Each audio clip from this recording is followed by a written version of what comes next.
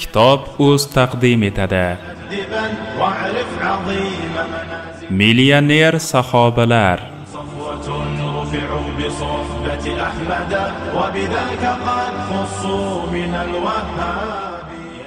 Abu Dahdah roziyallohu anhu haq yo'lida borini hadiya qilgan sahoba. Hazrati Sobit ibn Dahdah ayoli Hazrati Ummu Dahdah bilan birga Madinada islom yoyila boshlagan paytda birgalikda musulmon bo'lgan, ko'p xayrli ishlar qilgan mard sahobalardan edilar.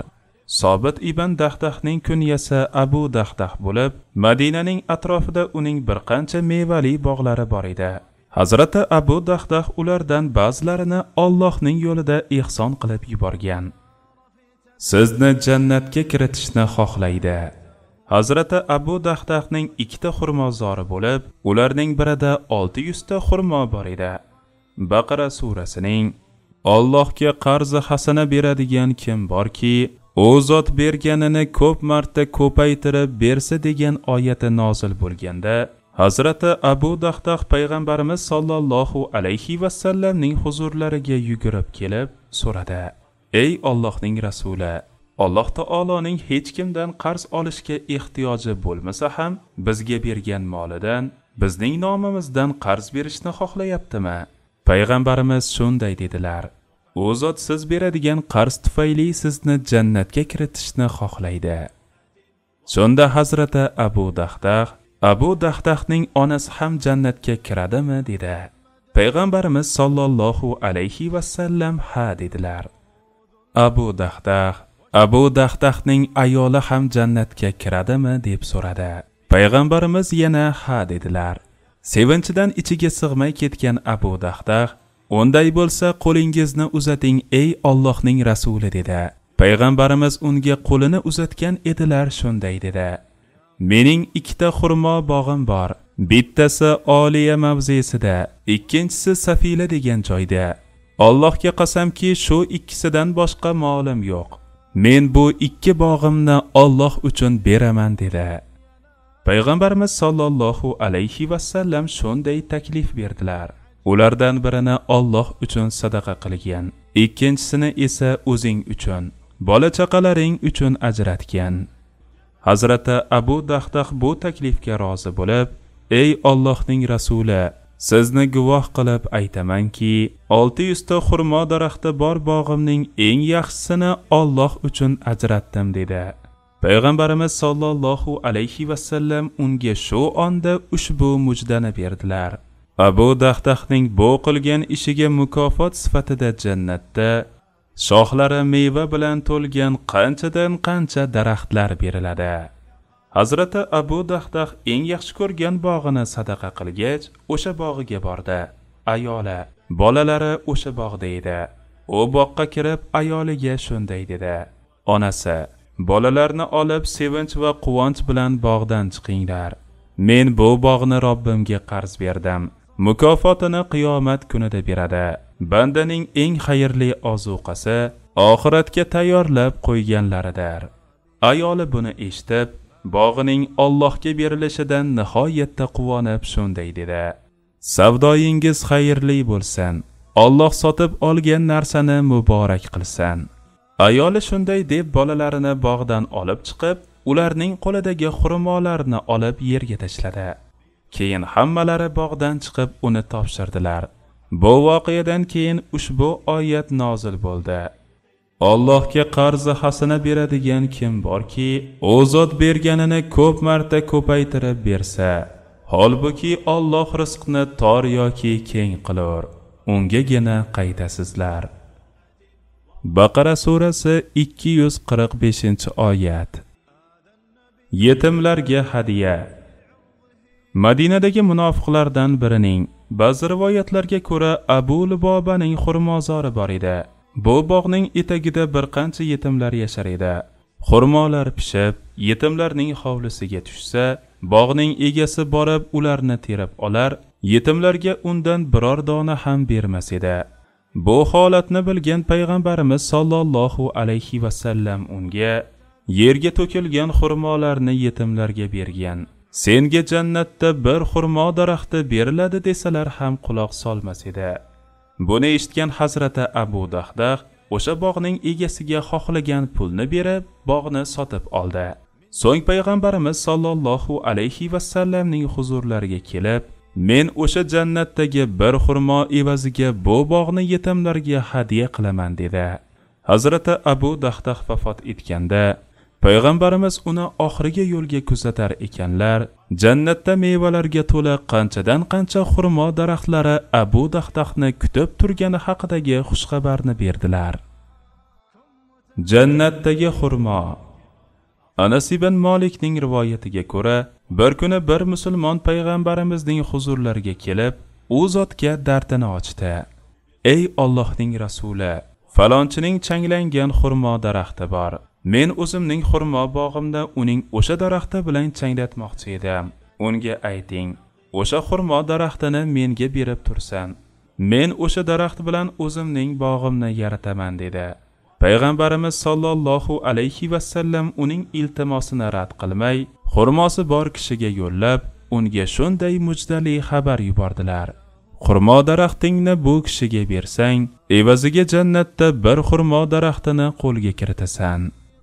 Ammo xurmoning egasi uzrini aytib, daraxtini unga bera olmasligini aytdi. Payg'ambarimiz sollallohu alayhi va sallam u kishini boshqa bezovta qilmadilar. Iltimos bilan kelgan kishiga esa bo'lgan voqeani bildirdilar. Shu asnoda ularning yoniga Hazrati Abu Dahdah kelib qolib, bo'lgan ishdan xabardor bo'ldi. O'sha zahoti xurmosi bor kishining oldiga borib, unga quyidagicha foydali taklifni aytdi. Mening falon bog'imni bilasanmi? O'sha bog'imni senga bersam, sen o'sha bitta xurmo daraxtingni menga berasanmi? Xurmo egasi bu taklifni so'zsiz qabul qildi, chunki foydasi juda katta edi. Hazrati Abu Dahdah esa undan ham katta ma'naviy manfaatni qo'lga kiritganiga iymon keltirgan holda payg'ambarimizning huzurlariga kelib shunday dedi: Ey Allohning rasuli, men o'zimning xurmo bog'imni berib, evaziga o'sha xurmo daraxtini sotib oldim. Endi uni sizga beraman. Uni nima qilsangiz qiling dedi.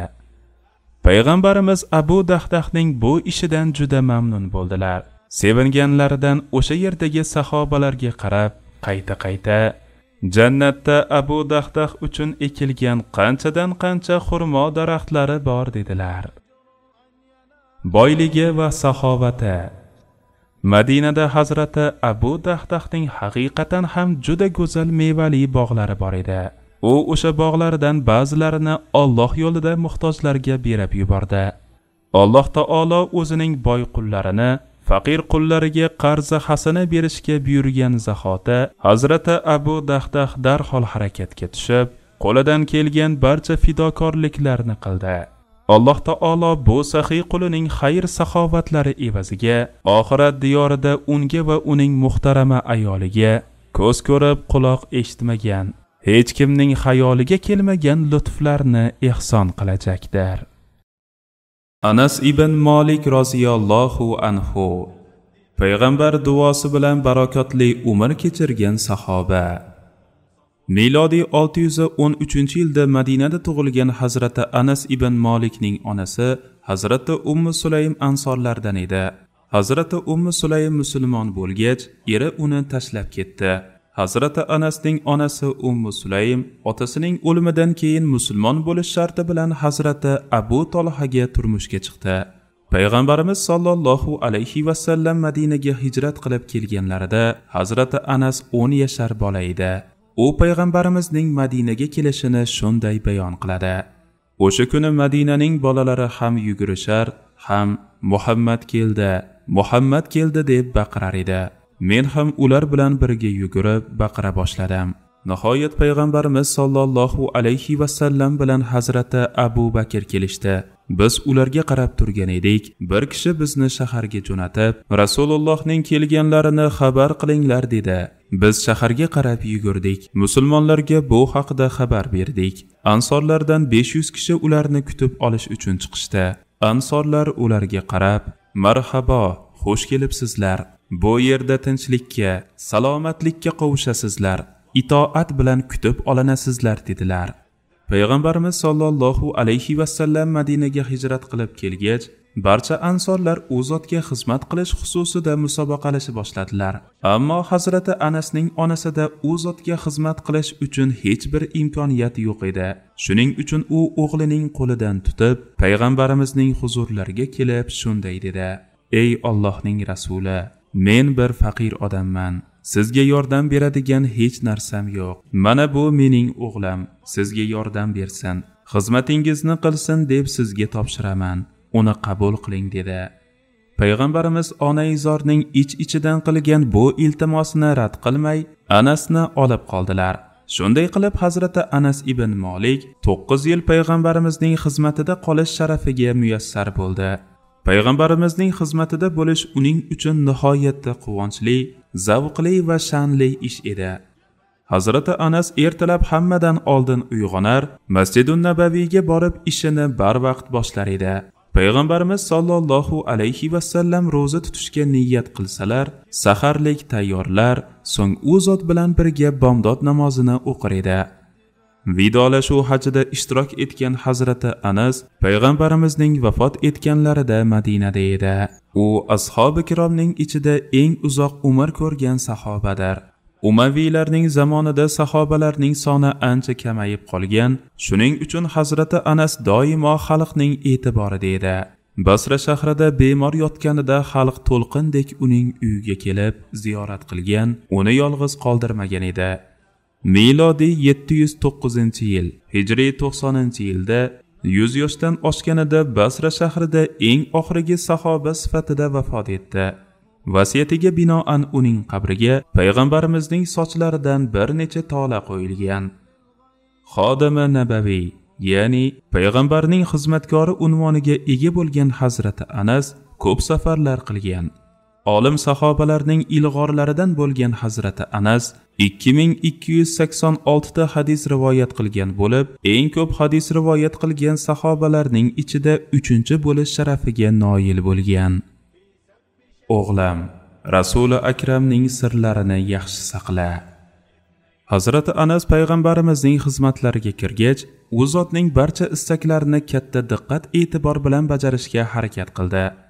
U payg'ambarimiz sollallohu alayhi vasallam sir qolishini xohlagan narsalarni qattiq muhofaza qildi.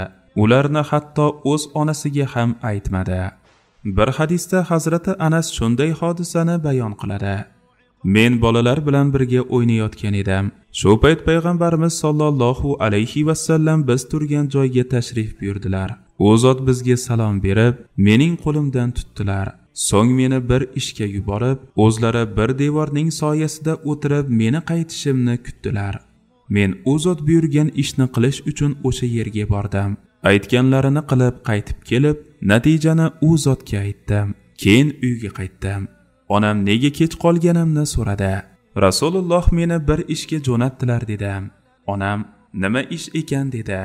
Men esa bu sir deb hech narsa aytmadim. Onam mening bu ishimni yoqtirgan shekilli menga qarab, "O'g'lim, Rasuli Akramning sirlarini yaxshi saqla" dedilar. Badrdan kim qolibdiki?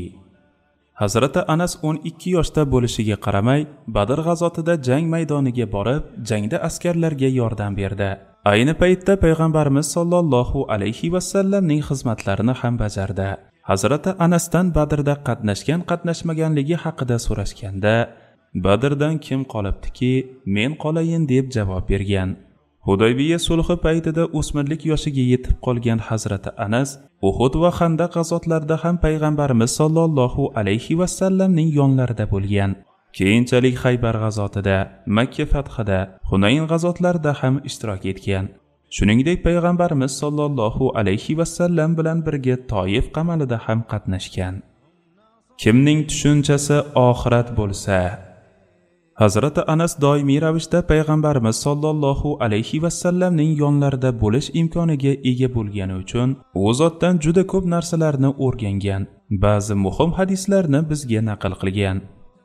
Jumladan mavzuga taalluqli bo'lgan halol yo'l bilan boylikka qanday erishish mumkinligi to'g'risidagi quyidagi hadisi sharif bizga muhim tavsiyalarni beradi. Kimning tashvishi oxirat bo'lsa, Alloh unga qalb boyligini beradi, ishlarini oson qiladi, unga o'zi xohlamagan holda dunyo ne'matlari beriladi. Kim oxiratni unutib faqat bu dunyoni o'ylasa, Alloh taolo unga faqirlikni ro'baro qilib qo'yadi, ishlarini parokanda qiladi, vaholanki bu dunyodan unga taqdir qilingan miqdorgina beriladi. Ilohiy afv. Boshqa insonlarni sevintirish, ularning ehtiyojlarini qondirish, muhtoj insonlarga molidan sadaqa qilish kabi ijtimoiy foydasi katta xizmatlarni bajarish naqadar muhimligini Hazrati Anas rivoyat qilgan ushbu hadisi sharifdan bilib olish mumkin. Mag'firatni taqozo qiladigan xususiyatlardan biri musulmon birodarini sevintirishdir. Sen uning qayg'usini yengillatasan, ko'ngliga yorug'lik solasan, unga mol dunyo berasan, qarzini uzasan yoki o'zi uyda bo'lmagan paytda bola chaqasiga ko'z quloq bo'lib turasan. Demak, birovlarga moddiy va ma'naviy yordamda bo'lganlar Alloh taoloning mag'firatiga va lutfiga noil bo'ladilar. Zolimga yordam uni zulmdan to'xtatishdir. Hazrati Anas ibn Malik xalifa Abu Bakrning davrida Bahrayn atrofidagi qabilalardan zakot to'plash vazifasiga tayinlandi. Hazrati Abu Bakr vafot etgan paytda u Bahraynda davlat ma'muri sifatida vazifador edi. Yangi xalifa Hazrati Umar esa uni yoniga chaqirib olib, maslahat majlisiga a'zo qilib tayinladi. Hazrati Umar Anas ibn Malikning aqli va ma'rifiy jihatidan doimo istifoda qilgan. Hazrati Anas Hazrati Umarning xalifaligi davrida uzoq muddat Madinada yashab, asosiy vaqtini fiqh ilmini o'rganishga sarfladi. Umuman Anas ibn Malik umrining oxirigacha ilm olish bilan mashg'ul bo'ldi. Basra shahriga borib, u yerda fiqh ilmini yoyilishiga hissa qo'shdi. Orada Eron hududidagi fathlarda ham qatnashdi. Tustar shahri qo'lga kiritilgach, shu jangda ishtirok etgan Hazrati Anas o'ljaga tushgan mol-mulkni Madinaga yetkazish ishiga tayinlandi. Basra shahriga kelganida Hazrati Umarning shahid bo'lgani haqida xabarni eshitdi. Hazrati Anas Hazrati Usmonning xalifaligi davrida ham Basrada qolib, fiqh ta'limida davom etdi. Fitna va fasod hodisalaridan uzoq bo'lishga imkoni boricha harakat qildi. Xalqni zulm bilan boshqargan amirlarni oshkora tanqid qilishdan qo'rqmadi. U eng qo'rqinchli, zolim vali va amirlarning qarshisiga chiqib, o'zi haq deb bilgan so'zni qo'rqmay aytar, o'zi rivoyat qilgan zolimga yordam uni zulmdan to'xtatishdir degan hadisi sharifga munosib ravishda zolim hukmdorlarni yomon xatti-harakat qilishdan qaytarishga intilar edi. Payg'ambariy duoning samarasi. Payg'ambarimiz sollallohu alayhi va sallam Alloh taolodan har doim mol dunyo, farzandlar va ahli ayolning xayrlisini so'raganlar. Sahobalarning haqqiga ham shunday duolar qilar edilar. Hazrati Anasning onasi Hazrati Ummu Sulaym o'g'lini payg'ambarimizning huzurlariga olib kelgan paytda ham o'g'li uchun duo so'ragan edi. O'shanda payg'ambarimiz qo'llarini ko'tarib shunday duo qilgan edilar: Allohim, uning mol dunyosini orttirgan, farzandlarini ko'paytirgan, unga bergan narsalaringga barakot ihson aylagan, uni jannatingga kiritgan. Payg'ambarimizning ushbu duolari ijobat bo'lib, Anasning mol dunyosi ham, bola chaqasi ham ko'p bo'ldi. Dar haqiqat Hazrati Anas bola chaqasining ko'pligi bilan ham tanilgan. Sahobalarning ichida farzandlari, avlodlari eng ko'p sahoba edi. Hazrati Anasning farzandlari juda ko'p bo'ldi. Ammo o'zining umri uzoq bo'lgani uchun 100 dan oshiq farzandlarini o'z qo'li bilan dafn qilgan. Uning farzandlari ham otalari kabi yuksak izzat ikromga sazovor olim insonlar bo'lib yetishgan. Boyligi va saxovati. Hazrati Anas payg'ambarimizning duolari barakoti bilan ansoriylar orasida ham, barcha sahobalar orasida ham eng boylaridan biri bo'ldi. Uning yilda 2 marta hosil oladigan yerlari, bir xizmatchi vakili, bitta quli turadigan ko'shki, Basrada 4 ta uyi bor edi. Hazrati Anas Madinadagi bir uyini vaqf qilib bergan edi. Nihoyatda boy bo'lganiga qaramay, Hazrati Anas butun umr nihoyatda sodda, oddiy hayot kechirdi. Faqir fuqarolarni ko'rsa, darhol sadaqalar berar, talabalarga esa yordam pullari berib turar edi. Hazrati Anas bu dunyo hayotining zeb-ziynatlariga aslo e'tibor bermay, namozlarni nihoyatda diqqat bilan, xushu-xuzu ichida o'qir edi. Payg'ambarimiz sollallohu alayhi vasallam qanday namoz o'qiganlari haqida so'raganlarga Hazrati Anasning namozi misol qilib ko'rsatilar edi. Zayd ibn Sobit roziyallohu anhu payg'ambarimizga tarjimonlik qilgan olim sahoba. Hazrati Zayd ibn Sobit ansorlardan bo'lib, milodiy 612-yilda Madinada tug'ilgan. U Hazrat qabilasining Bani Najjor urug'iga mansubdir. Hazrati Zaydning otasi bir jangda o'ldirilgan bo'lib, yetimlikda o'sgan. Hijratdan oldin yosh bolalikda Madinada musulmon bo'lgan. Uning aqliy zakovati, yod olish qobiliyati juda kuchli edi. 11 yoshida Qur'oni Karimdagi 17 ta surani bemalol yoddan o'qiy olar edi. Payg'ambarimiz sollallohu alayhi vasallam Madinaga hijrat qilib kelganlarida yaqinlari uni payg'ambarimizning huzurlariga olib kelib 17 ta surani yoddan o'qiy olishini aytishdi. Shunda Hazrati Zayd payg'ambarimizning huzurlarida Qur'ondan yod olgan suralarini o'qidi. Payg'ambarimiz sollallohu alayhi vasallam juda mamnun bo'lib, Hazrati Zaydga iltifot qildilar. Hazrati Zayd ibn Sobit musulmonlarning mushriklarga qarshi ilk g'azoti Badr jangida qatnashishni xohlasa ham, yoshi kichikligi uchun payg'ambarimiz sollallohu alayhi vasallam taraflaridan qabul qilinmadi. O'shanda u Badrda asir tushgan savodli kishilardan o'qish yozishni o'rganib oldi. Zayd ibn Sobit payg'ambarimiz sollallohu alayhi vasallamning Badrdan boshqa barcha janglarda qatnashdi. U zotning vafotidan keyingi Yamoma, Yarmuk g'azotlarida ham ishtirok etdi.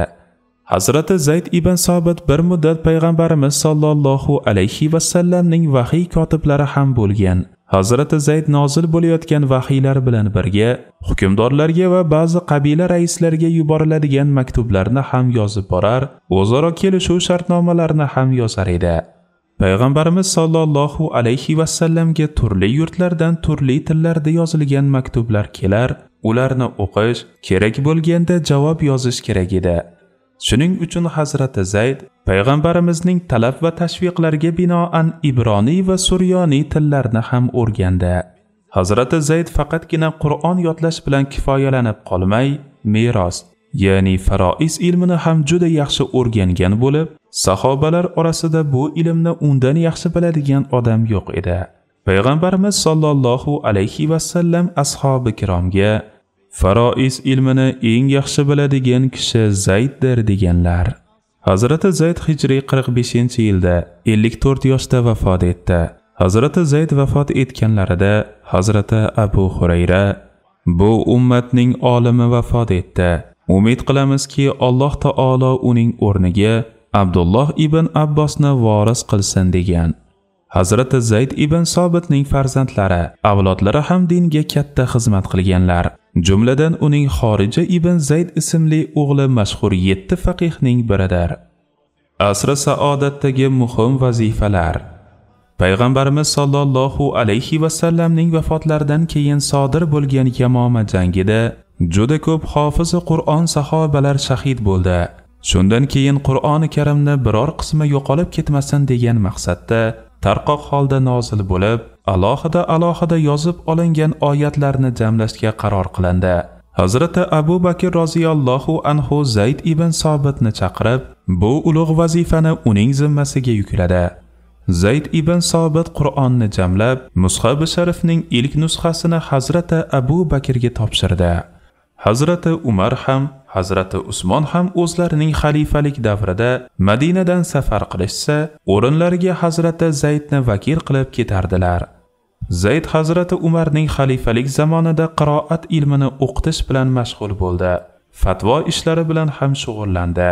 Fatvo berish masalasida nihoyatda hassos bo'lgan Hazrati Umar, Hazrati Zayd va yana bir necha sahobadan boshqalarning fatvo berishini man qilgan. Hazrati Zayd 4 xalifaning davrida Madina muftiysi vazifasida ishladi. Xalifa Moviya roziyallohu anhu ham Hazrati Zaydni ashabi kiromning mushtahidlaridan deb bilgani uchun u kishidan Madina muftiysi vazifasida qolishni iltimos qilgan. Zayd ibn Sobit asri saodatda o'ljalar taqsimi bilan ham shug'ullangan. Hazrati Umarning davrida bo'lib o'tgan Yarmuk g'azotida qo'lga tushgan o'ljalarni aynan Hazrati Zayd taqsim qilgan. Hazrati Usmonning davrida, ya'ni hijriy 31-yilda Hazrati Zaydga Baytul Molga qarab turish vazifasi topshirildi. Xazinabon, ya'ni bu qadar muhim davlat ishlari bilan mashg'ul bo'lgan Hazrati Zaydning naqadar ishonchli kishi bo'lganini ko'rsatadi. Kim bu hayotda oxiratni ko'zlasa, Hazrati Zayd boshqa sahobalar kabi payg'ambarimizning go'zal axloqini eng mukammal tarzda ko'rsatib bergan obid inson edi. Axloqiy fazilatlarning, go'zal xulqlarning timsoli edi. U payg'ambarimizga muhabbati, u zotning sunnatlariga ergashishi, yaxshiliklarga chaqirishi, amirlarga qattiq nasihatlar qilishi, diniy g'ayrati, hamiyati va saxovati bilan ajralib turardi. Hatto Madina valisi Marvon ibn Hakam ham unga quloq solar edi. Zaydning hayotiy hikmatlari taqdirga shoyondir. Marhamat, uning bir nasihatini esga olaylik. Kimki bu hayotda oxiratni ko'zlasa, Alloh taolo uni boy qiladi. Boyligini qalbiga biriktiradi. Shunda bu dunyo va undagi bor narsalar unga bo'yin egadi. Faqat bu dunyoni ko'zlagan kimsa esa parishon holga tushadi. Faqirligi va xorligi doimo ko'z o'ngida turadi. Vaholanki bu dunyoda faqatgina taqdiriga yozilgan narsanigina oladi xolos. Boyligi va saxovati. Hazrati Zayd Hazrati Umarning xalifalik davrida davlatdan 3000 dirham maosh olardi. Bundan tashqari Hazrati Umar unga bir necha xurmozorlar bergan edi. Uning meros sifatida qoldirgan oltin va kumush yonbilari bolta bilan bo'linadigan darajada ko'p edi. Uning mol-mulk va yerlardan iborat jamiki merosi 100 ming bilan 150 ming dinor o'rtasida bo'lib, naqd pulining miqdori 40 ming dinorlik yonbi oltin bilan 700 ming dirhamlik kumush yoki 150 ming dinor bilan 700 ming dirham edi. U butun umr davomida 170 ming dinor bilan 50.800 dirham sadaqa bergan. 7-fasl. Boshqa boy badavlat sahobalar. Abdulloh ibn Omir roziyallohu anhu siqoya xizmatiga sarmoya kiritgan sahoba. Hazrati Abdullohning otasi Omir payg'ambarimiz sollallohu alayhi va sallamning xolasi Bayzoning o'g'lidir. Xalifa Hazrati Usmon uni hijriy 29-yilda 25 yoshligida Basraga vali qilib tayinlagan. Hazrati Abdulloh bu davrda Eron va Xuroson fathiga katta hissa qo'shgan. Tijorat sababli ancha rivojlangan Basra shahri u tufayli jozibali markazga aylangan edi. U hijriy 35-yilda o'z uyida qamal qilingan Hazrati Usmonni qutqarish uchun Madinaga harbiy bo'linma jo'natgan. Ammo bu bo'linma Madinaga yetib kelmasidan Hazrati Usmon shahid qilingan. Hazrati Abdulloh bu harbiy bo'linmani ortga qaytarib, Hazrati Alining xalifaligiga qarshi chiqqan Hazrati Oysha, Hazrati Zubayr va Hazrati Tolhaga dastak berish uchun Makka ga yuborgan. Hazrati Oyshaning Hazrati Tolha va Hazrati Zubayr bilan birga hozirlagan lashkariga 1 million dirham, 100 ta tuya va qurol aslahalar bilan yordam bergan. Bunday hodisalar Hazrati Abdullohning o'g'li bilan birga Jamal voqeasiga qo'shilishiga ham sabab bo'lgan. O'sha birodar kuchlik tala to'pida Abdulloh boshidan yaralangan, o'g'li esa halok bo'lgan. Bu jangdan so'ng Abdulloh Shomga borib, Hazrati Muaviyaga qo'shilgan. U Hazrati Muaviyaning vakillaridan biri sifatida Hazrati Hasan bilan uchrashib, xalifalikni Hazrati Muaviyaga topshirish haqida shartnoma tuzishda qatnashgan. Xalifa Hazrati Muaviya uni yana Basraga vali qilib tayinlagan. Abdullohning ikkinchi valiligi davrida Xuroson va Sijiston yangitdan fath qilingan. Hazrati Abdulloh hijriy 45-yilda xavorijlarga qarshi qattiq siyosat olib bormagani uchun vazifasidan olingan. Hayotining qolgan qismini Makka da o'tkazib, 59 yoshda vafot etgan. Ichingizda bizga eng ko'p o'xshagan udir. Makka fathi paytida 13 yashar bo'lgan Abdulloh payg'ambarimiz sollallohu alayhi va sallamning huzurlariga olib kelingan. U zotdan haqqiga duo olgan. Payg'ambarimiz sollallohu alayhi va sallam uning boshini silab, "U bizning o'g'limizdir. Ichingizda bizga eng ko'p o'xshagan udir. U hech qachon suvsiz qolmasin" deganlar. Suv chiqarish va ta'mirlash ishlari. Hazrati Abdulloh valiy bo'lgan davrlarda asosiy muammo xalqni toza suv bilan ta'minlash edi. Abdulloh bu ishga jiddiy sarmoyalar kiritgan. U shahar aholisining suvga ehtiyojini qoplash uchun Basraga 2 ta, Ubullada 1 ta ariq qazdirgan. Ba'zi o'lkalarda daraxtlar ekilib ko'kalamzorlashtirilgan, shaharsozlik rejalariga asos solingan. Abdulloh Basra bozorini kengaytirish uchun ba'zi eski uy va mehmonxonalarni sotib olib buzdirgan. O'rniga yangi bozor va yo'llar qurdirgan. Hojilar uchun Arafotda hovuzlar qazdirib, cho'lda ochilgan quduqlardan bu yerga suvlar olib keltirgan. Uning sug'orish borasida qo'lga kiritgan muvaffaqiyatlari Payg'ambarimiz sollallohu alayhi va sallamning xos duolari natijasida bo'lgani aniqdir. Go'zal tarbiya. Bir kuni Hazrati Abdulloh masjiddan chiqib, uyiga ketayotgan edi.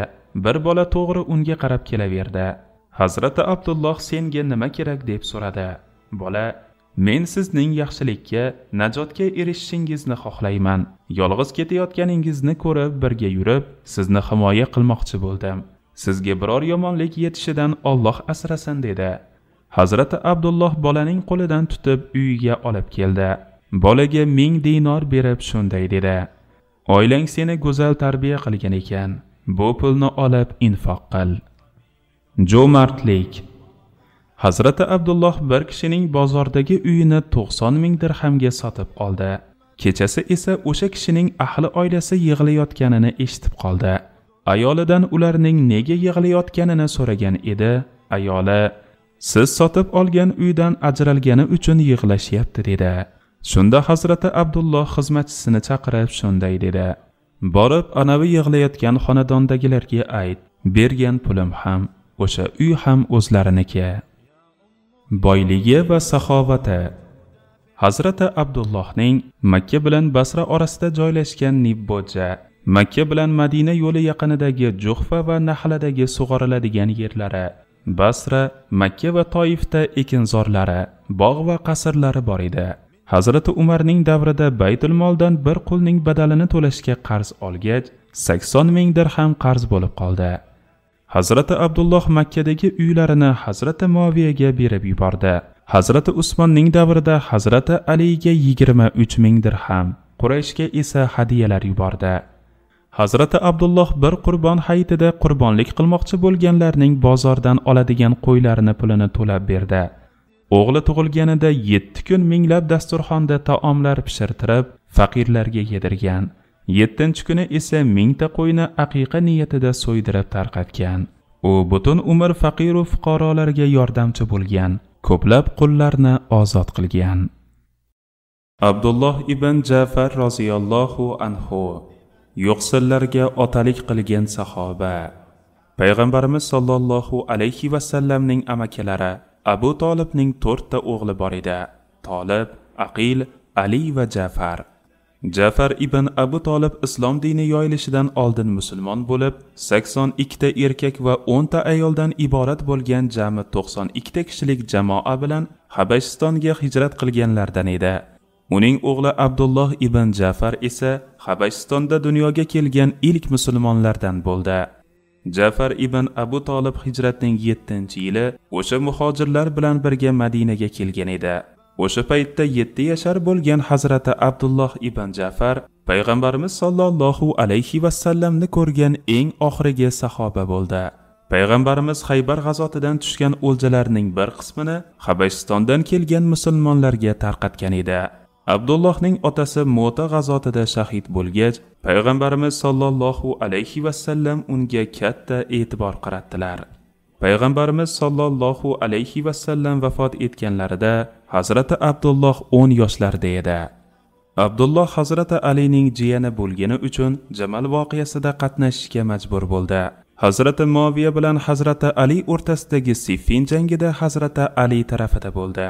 Hazrati Alini shahid qilgan Ibn Muljimga nisbatan qatl hukmini Abdulloh ijro qildi. Mana shu hodisalardan so'ng istar-istamas siyosiy jarayonlarga aralashishga majbur bo'ldi. Hazrati Abdulloh ibn Ja'far Karbalo voqeasidan avval Hazrat Husaynga ko'p tavsiyalar bergan edi. Abdulloh ibn Ja'far Hazrati Muaviyaning vafotidan keyin uning o'g'li Yazidning xalifaligini qabul qilmadi, chunki Yazid Allohning amrlariga uyg'un harakat qilmas edi. Hazrat Husayn ham bunday odamga bay'at qilishi mumkin emasdi. Kufaliklar uning Yazidga bay'at qilmaganini ko'rib, Hazrat Husaynni Kufaga chaqirishdi. Kelsangiz sizga bay'at qilamiz deyishdi. Ular Yazidning turmush tarzidan norozi edilar. Hazrat Husayn ana shu taklifga binoan Kufaga borishga qaror qildi. Abdulloh ibn Ja'far va boshqa ko'pgina sahobalar Hazrat Husaynni Kufaga borishdan qaytarishga urinishdi. Ammo Hazrat Husayn fikrida qat'iy turib, yoniga yaqinlarini ham olib Kufaga otlandi. Hazrat Abdulloh ibn Ja'farning ikki o'g'li ham Hazrat Husaynga yordam berish uchun yo'lga chiqishdi. Afsuski Karbaloda Yazidning askarlari Hazrat Husaynni ham, Hazrat Abdulloh ibn Ja'farning ikki o'g'lini ham shahid qilishdi. Hazrat Abdulloh ibn Ja'far milodiy 700-yilda Madinada 90 yoshida vafot etgan. Alloh tijoratingga baraka bersin. Bir kuni Abdulloh ibn Ja'far bolalar o'ynaydigan narsalarni sotayotgan edi. O'sha joydan o'tib ketayotgan payg'ambarimiz sollallohu alayhi va sallam buni ko'rib, Alloh tijoratingga barakot ihson qilsin deb duo qildilar. O'shandan keyin Abdulloh ibn Ja'far shunchalik katta boylikka ega bo'ldiki, o'z zamonasida saxovati bilan mashhur bo'ldi. Payg'ambarimizning duolari barakoti bilan unga berilgan boylik qanchalik shuhrat qozongan bo'lsa, Abdullohning saxovati ham shunchalik ma'lum va mashhur bo'ldi. Saxovat qutbi. Xalq Abdulloh ibn Ja'farning saxovatini yuksak e'tirof etib, unga bir qancha taxalluslar bergan edi. Uni miskinlarning otasi, Abul Masokin, saxovat dengizi, Bahrul Jud, saxovatning qutbi, Qutbus Saxo deb atashar edi.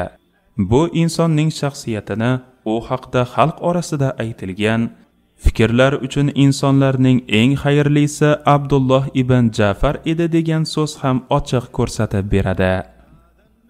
Saxovatda peshqadam. Hazrati Alining ikki farzandi Hasan va Husayn amakilari Hazrati Ja'farning o'g'li Abdulloh bilan hajga borish niyatida Madinadan yo'lga chiqishdi. Yo'lda hamma narsalarni yo'qotib qo'yib och qolishdi. Suvsiz rosa qiynalishdi. Shu ahvolda ketayotib bir chodirni ko'rishdi. Chodirda keksa bir ayol o'tirgan ekan. Ular o'sha ayoldan yegulik so'rashga majbur bo'lishdi.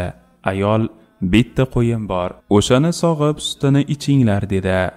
Ular qo'yning sutini sog'ib ichishdi, lekin qorinlari to'ymadi.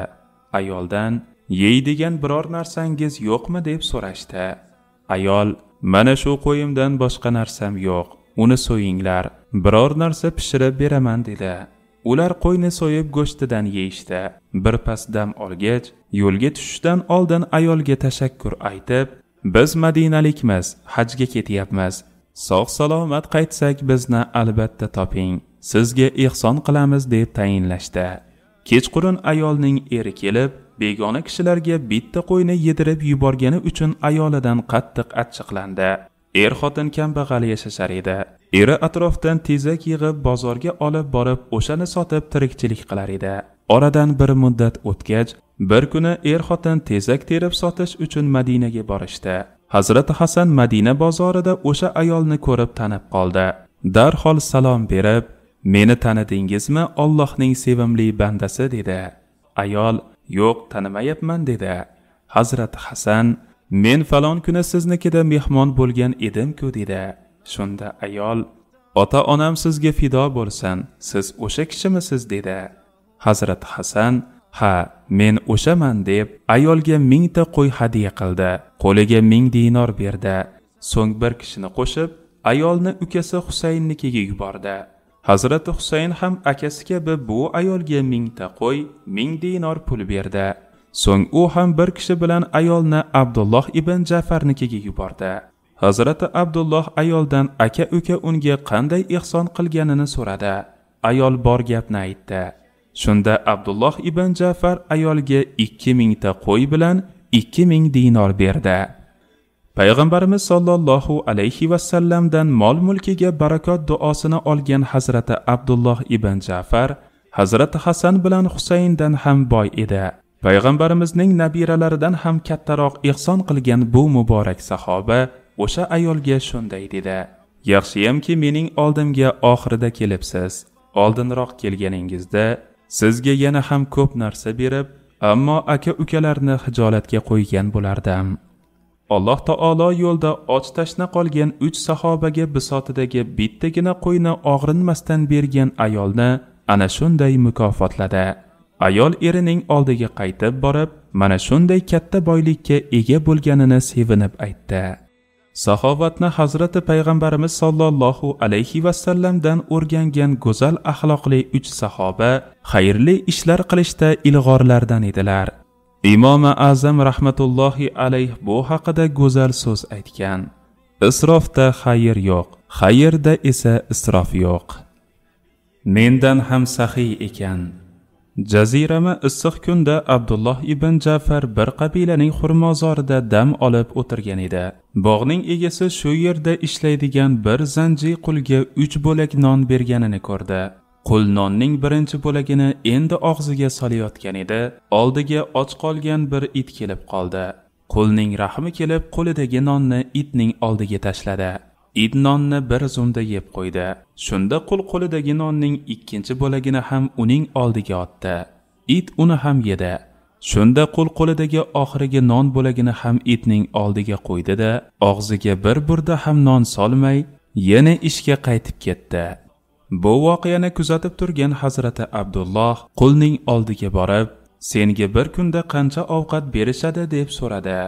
Qul hijolat bo'lib, "Shu 3 bo'lak non edi" dedi.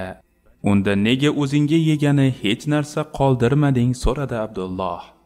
Qul shunday dedi: "Qarasam bechora it mendan ham och ekan. Uni och qoldirib to'q o'tirishni o'zimga ep ko'rmadim. Shuning uchun nonlarimni unga bera qoldim. Endi o'zing nima yeysan?" deb so'radi Abdulloh. Saxovatli qul xotirjamgina dedi: "Hech narsa. Bugun ovqat yemayman." Qulning fidokorligiga, saxiyligiga hayron qolgan Hazrati Abdulloh o'ziga o'zi shunday dedi: "Mening saxovatim hech narsa emas ekan. Mana bu bola mendan ham saxiyroq ekan."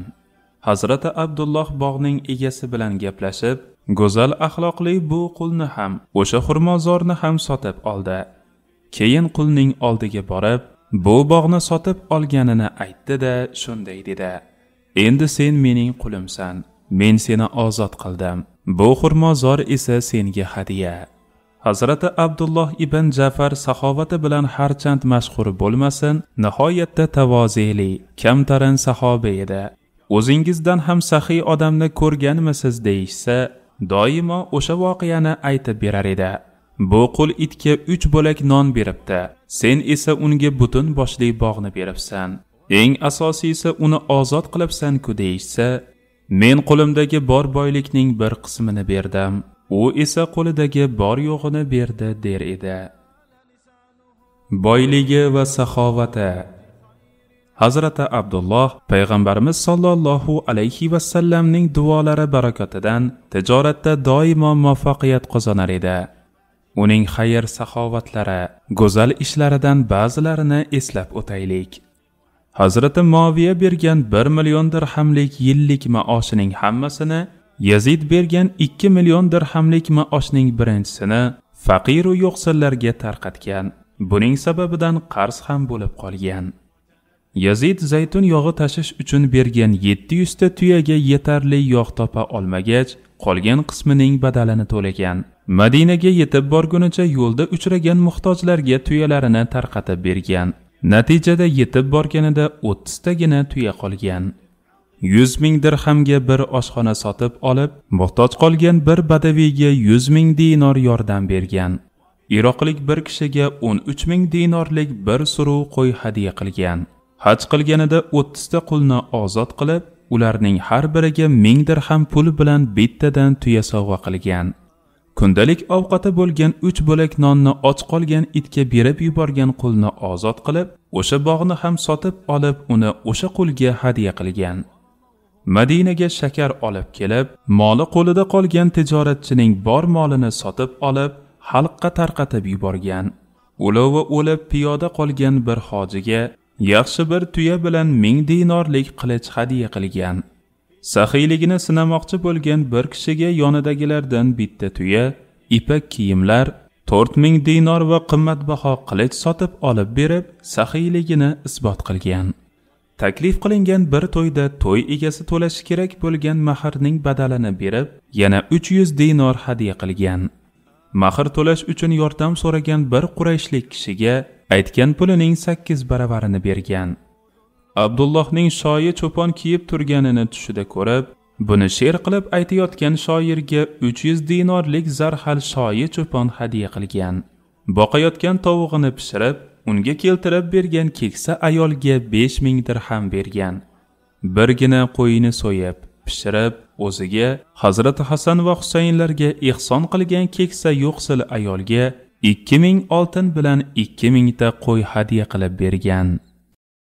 Habbob ibn Arat roziyallohu anhu qullikdan boylikka erishgan paytida huzursizlik tuygan sahoba. Hazrat Habbob ibn Arat jahiliyat davrida asirga olingan bo'lib, asir sifatida payg'ambarimiz sollallohu alayhi va sallamning yurtiga olib kelingan. So'ng Makkada Ummu Anmor degan ayolga qul qilib sotib yuborilgan. Abu Abdulloh kunyasi bilan tanilgan Hazrat Habbob ibn Arat qora tanli bo'lib, u qilich yasashda mohir temirchi edi. Habbob qul bo'lsa ham payg'ambarimiz sollallohu alayhi va sallam uni tanir edilar. Ikkovlari anchadan beri ko'rishib, gaplashib turishar edi. Habbob payg'ambarimizning shafqatli muomalalaridan nihoyatda ta'sirlangan bo'lib, shuning uchun u zotni yaxshi ko'rar, qattiq hurmat qilar edi. Hazrat Habbob nubuvvatning 6-yilida islom ta'limotini eshitib, unga yaqinlik tuygani uchun darhol musulmon bo'ldi. Ba'zi rivoyatlarga ko'ra, musulmon bo'lganini oshkor qilgan ilk musulmonlardan bo'lgan Hazrat Habbob dastlabki 6 musulmonlardan biridir. Hazrat Habbob musulmon bo'lgan paytlarida bu haqda gapirish nihoyatda tahlikali ish edi.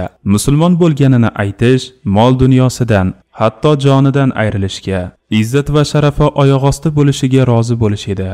Ammo Hazrat Habbob hech kimdan qo'rqmay, hech narsadan chekinmay o'zining musulmon bo'lganini qahramonlarcha e'lon qilaverdi. Robbim, Habbobga yordam ber. Makkaning o'sha davrdagi ijtimoiy tuzumiga ko'ra, bir qul hojasidan izinsiz musulmon bo'lsa-yu, bu haqida hojasi bexabar qolsa, har qanday zulm va iskanjalarga ro'baro kelishi muqarrar edi. Makkaliklarning zulm va iskanjasi musulmonlarning ijtimoiy holatiga qarab har xil bo'lar edi. Bunday ta'ziq ostida eziladiganlar aksar hollarda Qurayshdan bo'lmaganlar, ijtimoiy holati quyi bo'lganlar, qullar, moddiy va ma'naviy jihatdan zaif kishilar bo'lardi. Hazrat Habbob ham ana shu toifadan edi. Uning hojasi Ummu Anmor ham Habbobning musulmon bo'lganidan qattiq g'azablandi. Darhol uning qo'l oyog'ini bog'lab, olovda qizdirilgan temirlar bilan boshini kuydirdi. Bo'yniga bog'lab qattiq iskanjaga ola boshladi. Ummu Anmor uni xumoridan chiqquncha azoblab nari ketar. Habbob esa jarohatlarining og'rig'iga sabr qilardi. Birozdan keyin Ummu Anmor Lot va Uzzo nomidan undan intiqom olish uchun qaytib kelar, dahshatli azoblar yana davom etardi. Hazrat Habbob ba'zan bunday iskanjalarga sabr qila olmaydigan darajaga kelar, ammo fursat topdi deguncha payg'ambarimiz sollallohu alayhi va sallamning huzuriga yashirincha kelib turar edi. Bir kuni u qattiq azobga duchor qilingach, yana payg'ambarimiz sollallohu alayhi va sallamning huzurlariga qochib borib, u zotdan yordam so'radi. Ey Allohning rasuli, Ummu Anmor meni qizigan temirlar bilan azoblayapti, boshimni kuydiryapti, mana jarohatlarim. Duo qiling, uni yomonliklaridan qutulayin. Payg'ambarimiz sollallohu alayhi va sallam dini uchun bunchalik azob-uqubatlarga giriftor bo'layotgan, jabr-jafolar chekayotgan bu aziz sahobani ko'rib, qattiq mahzun bo'ldilar. Muborak qo'llarini ko'tarib, "Ey Robbim, Habbobga yordam bergin" deb duo qildilar. Oradan ko'p o'tmay Ummu Anmor dahshatli bosh og'rig'iga mubtalo bo'ldi. U tonggacha uxlay olmas, og'riqdan iztirob chekar, tinmay ingrar edi. Chaqirib keltirilgan kohinlar va sehrgarlarning afsunlari ham, dorilari ham foyda bermadi. Buni qarangki, kimdir og'riq qolishi uchun boshingni olovda qizdirilgan temir bilan kuydirishing kerak dedi. Ummu Anmor Hazrati Habbobni chaqirib, temirni qizdirib boshimni kuydir dedi. Shundan keyin Ummu Anmorning boshidagi og'riqlari kuchaygan paytda Hazrat Habbob uning boshini qattiq qizdirilgan temir bilan kuydira boshladi. Taqdiri ilohiyning jilvasini qarangki, kechagina quli iymon keltirgani uchun uning boshini qizigan temir bilan kuydirgan mushrika ayol endi xuddi o'sha qulga mening boshimni ham temir bilan kuydir deb yalina boshladi. Payg'ambarimiz sollallohu alayhi vasallamning duolari qabul bo'lib, Hazrat Habbobning intiqomi bu dunyodayoq olina boshladi. Ummu Anmor mubtalo bo'lgan bedavo kasallik oxiri uning o'limiga sabab bo'ldi. Ammo Hazrat Habbobning azoblari bu bilan kamayib qolmadi. Aksincha, hojasi tarafidan ko'rgan azoblari yetmaganday, endi eng johil to'daning nafratiga duchor bo'ldi. Makkaning eng berahm mushriklari Hazrat Habbobning musulmon bo'lganini eshitib, ko'rgan joyida unga tashlanishar, dindan qaytarish uchun qo'lidan kelgan jazo choralarini qo'llashar edi. Hazrat Habbob ularning qo'lida ham ko'plab alamlar tortdilar. Mushriklar uning ko'ylagini yechib olib, yalang'och tanasiga olovdek qizib turgan toshlarni bosishar, qaysarlik qilmay mening tangrim Lot va Uzzo deb ayt deb baqirishar edi. Habbob esa qizigan toshlar jigarini kuydirib yuboray deyishiga qaramay, La ilaha illalloh Muhammadur Rasululloh deya hayqirar edi. Iymon degan tuyg'uning bunchalik quvvatli bo'lishini ko'rgan mushrik zolimlar alamidan jinni bo'lib qolay der edi. Boshqa safar ular tikanli shoxlarni to'plab, Hazrat Habbobning tanasini tepadan pastga, pastdan tepaga qarab tarashar, qurigan shoxning tikanlari navqiron tanani qonga belab tashlar edi. Insofsiz mushriklar aqlga sig'maydigan iskanjalar qilsa ham biror natijaga erisha olmagach yoki uni azoblashdan charchaganlaridan keyingina Habbobning oldidan nari ketishar edi. Bir kuni zolim mushriklar yana Hazrat Habbobni ushlab olib, katta maydonda olov yoqishdi. So'ngra Hazrat Habbobni yuztuban uning ustiga otishdi. Ularning maqsadi bu qaysar qulni tiriklayin yoqib yuborish edi. Habbobning jismi olov ichida qoldi. Ular Habbob yalinib yolvoradi, islomdan qaytadi deb o'ylab kutib turishdi. Ammo qalbi iymonga to'lgan Hazrat Habbob sabr qildi. Mustahkam iymoni bilan kufrdan g'olib keldi. Buni ko'rib mushriklar jazavaga tushdi. Olov uni yoqib kul qilsin deb oyoqlari bilan tanasini bosib turishdi. Ammo Habbobning tanasidan erib chiqqan yog'lar, vujudidan oqqan terlar olovni o'chirib qo'ydi. Shu tariqa Hazrat Habbob butunlay yonib ketishdan qutulib qoldilar. Zolimlar esa bundan hayratda qolib, bu ishda bir sehr bor deb o'ylab tezgina u yerdan nari ketishdi. Hazrat Habbobning tanasi dahshatli jarohatlar bilan qoplandi. Sizlar shoshyapsizlar. Hazrat Habbob islomning ilk yillarida boshiga tushgan musibatlarni, sinovlarni shunday eslaydi. Biz shunday mashaqqatli kunlarni ko'rdikki, agar payg'ambarimiz sollallohu alayhi vasallam man qilmaganlarida o'zimizga o'lim tilagan bo'lar edik. Mo'minlarning iymoni bunday qilishga yo'l bermas, ammo jismoniy azob uqubatlarga sabr qilish borgan sari qiyinlashib borar edi. Yagona chora yana Allohning rasuliga murojaat qilish edi. Habbob yana Rasulullohga iltijo qilib yordam so'radi. Ey Allohning rasuli, bu jafolardan qutulishimiz uchun duo qilmaysizmi dedi. Habbob bu voqeani shunday eslaydi. Mushriklarning juda qattiq zulm iskanjasiga duchor bo'lgach, bir kuni payg'ambarimiz sollallohu alayhi vasallamning huzurlariga bordim. U zot choponlarini yostiq qilib, Ka'baning soyasida o'tirgan ekanlar. Ey Allohning rasuli, bu ozor va jafolardan qutulishimiz uchun Allohga duo qilmaysizmi dedim. U zot o'rinlaridan turib shunday dedilar. Sizlardan oldin o'tgan ummatlarni chuqur quduqlarga otishgan, boshiga arra tortib ikkiga bo'lib tashlashgan, tanasini temir taroq bilan tarab, etini suyagidan ajratib olishgan. Ammo ular dinidan qaytishmadi. Qasamki Alloh taolo bu dinni oxiriga yetkazadi. Sizlar xavf-xatar va istiroblardan shunchalik darajada emin bo'lasizlarki, bir otliq Sanoadan Hazramavutga otlanib, Allohdan boshqa hech kimdan qo'rqmagan holda xotirjam ketaveradi.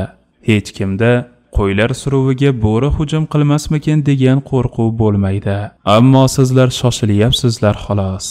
Payg'ambarimiz sollallohu alayhi vasallam Madinaga hijrat qilishga izn berganlaridan keyingina Hazrat Habbob bu iskanjalardan, jismoniy azob uqubatlardan xalos bo'ldi.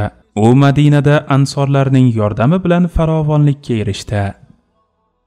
Bunchalik ko'p yarani hech kimda ko'rmaganman. Bir kuni Hazrat Habbob Hazrat Umarning huzuriga keldi. Xalifa Umar uni o'zining o'rniga o'tirg'izib, yer yuzida bu maqomga loyiq bo'lgan bitta odam bor dedi. Hazrat Habbob, kim u ey Amirul Mu'minin deb so'radi. Bilol dedi Hazrat Umar. Hazrat Habbob shunday dedi: Men undan ham loyiqroq bo'lsam kerak.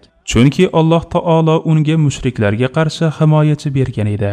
Mening esa hech qanday yordamchim yo'q edi. Shuning uchun mushriklar meni juda yomon qiynashgan. Hatto bir kuni gulxan yoqib, meni ushlab kelib o'sha olovning ichiga tashlashgan. Bittasi oyog'i bilan ko'ksimdan bosib turgan. Faqat belim tuproqqa tegib turgan. Qolgan hamma joyim olov ichida qolgan. U shunday deb kiyimini yechib yelkasini ko'rsatdi. Uning yelkasi qop-qora yaralarning chandiqlaridan iborat edi. Hazrati Umar buni ko'rib, umrimda bunchalik ko'p yarani hech kimda ko'rmaganman deb yubordi. Hazrati Habbobning tanasida bu yaralarning ta'siri Madinaga hijrat qilib kelganidan keyin ham davom etdi. Qays ibn Abu Hozim aytadi: Habbobning uyiga kelsak, tanasidagi yaralar tufayli 7 marta kuydirma bostirgan ekan. U bizga shunday dedi: Bizdan oldingilar dunyoda o'zi uchun hech narsa qilmasdan o'tib ketishgan. Biz esa topganimizni tuproqqa xarjladik. Agar payg'ambarimiz sollallohu alayhi va sallam o'lim tilashdan qaytarmaganlarida o'lim tilab duo qilgan bo'lar edim. Suyunchi bering Habbob. Hazrati Habbob ibn Arad zulm chekkan vaqtlarida katta sabr namunasini ko'rsatib, dinida sobit qadamlik bilan davom etgan bo'lsa, jihod maydonlarida ham bir mujohid sifatida doimo oldingi saflardan o'rin olgan.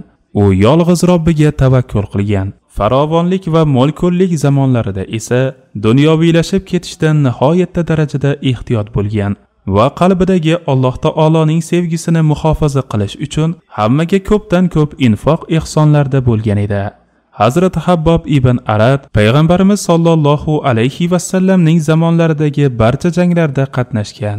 Shuning uchun xalifa Umarning davrida Hazrat Habbob ibn Arad hamma qatori davlat tarafidan belgilangan miqdorda maosh olib turgan. Hazrat Umarning xalifalik davrida davlatning daromadlari ortib, aholiga eng kam miqdordagi maosh bilan birga farovonlik ulushi degan nafaqa ham berilgan.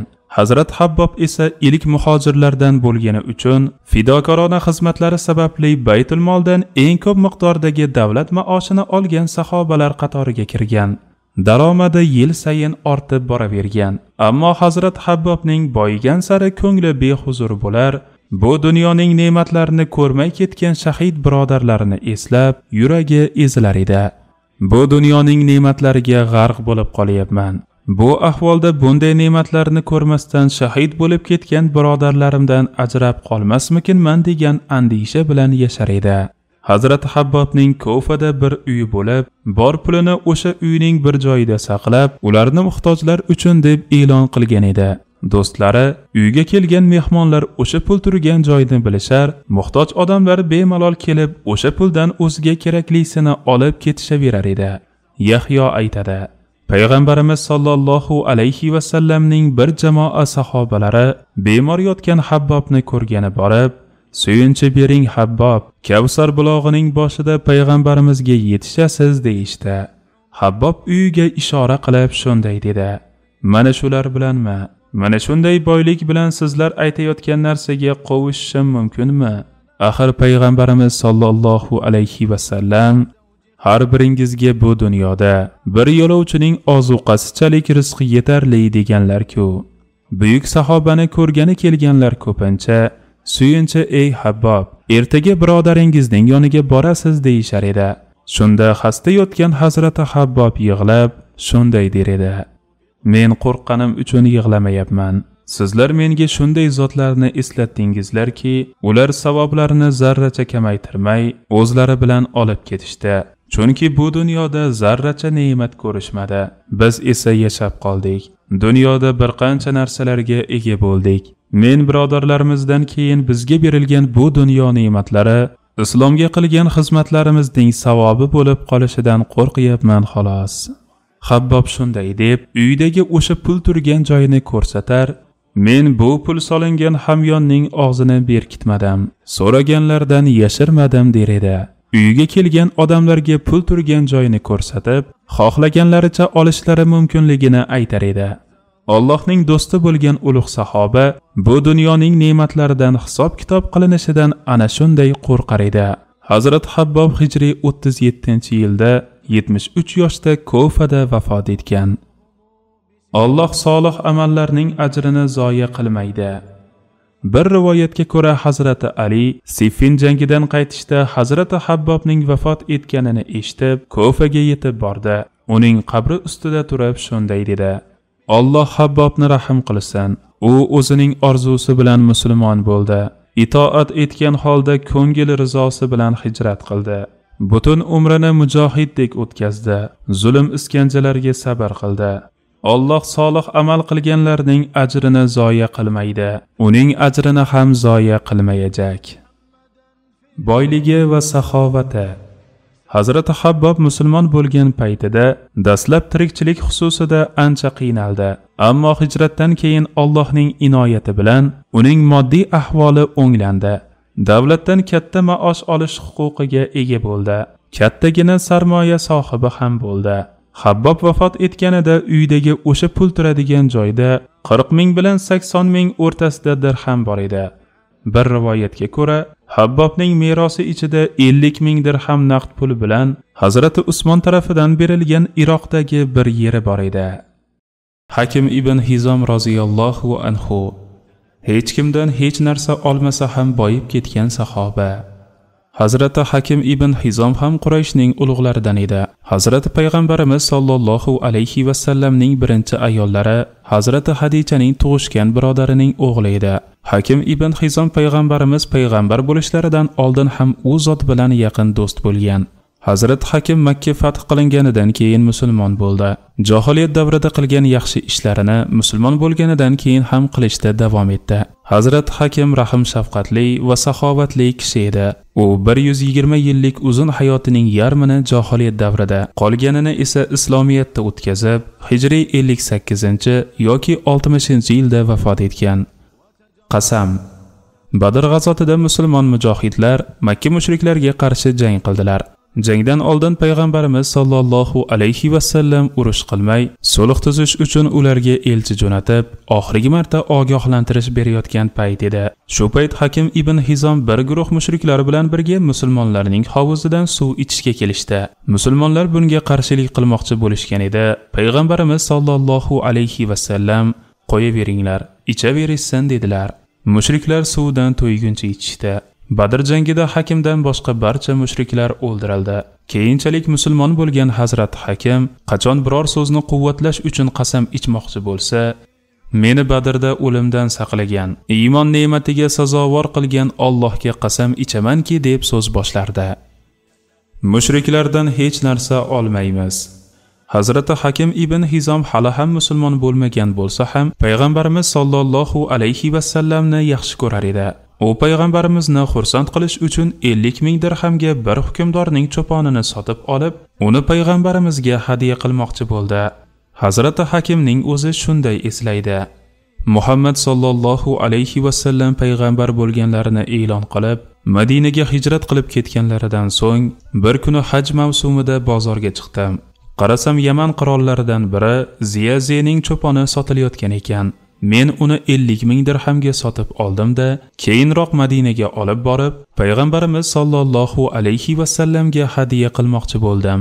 Men uni u zotning huzurlariga olib borgan edim. U zot: "Biz mushriklardan hech narsa qabul qilmaymiz, lekin sotsang, pulingni berib sotib olishimiz mumkin" dedilar.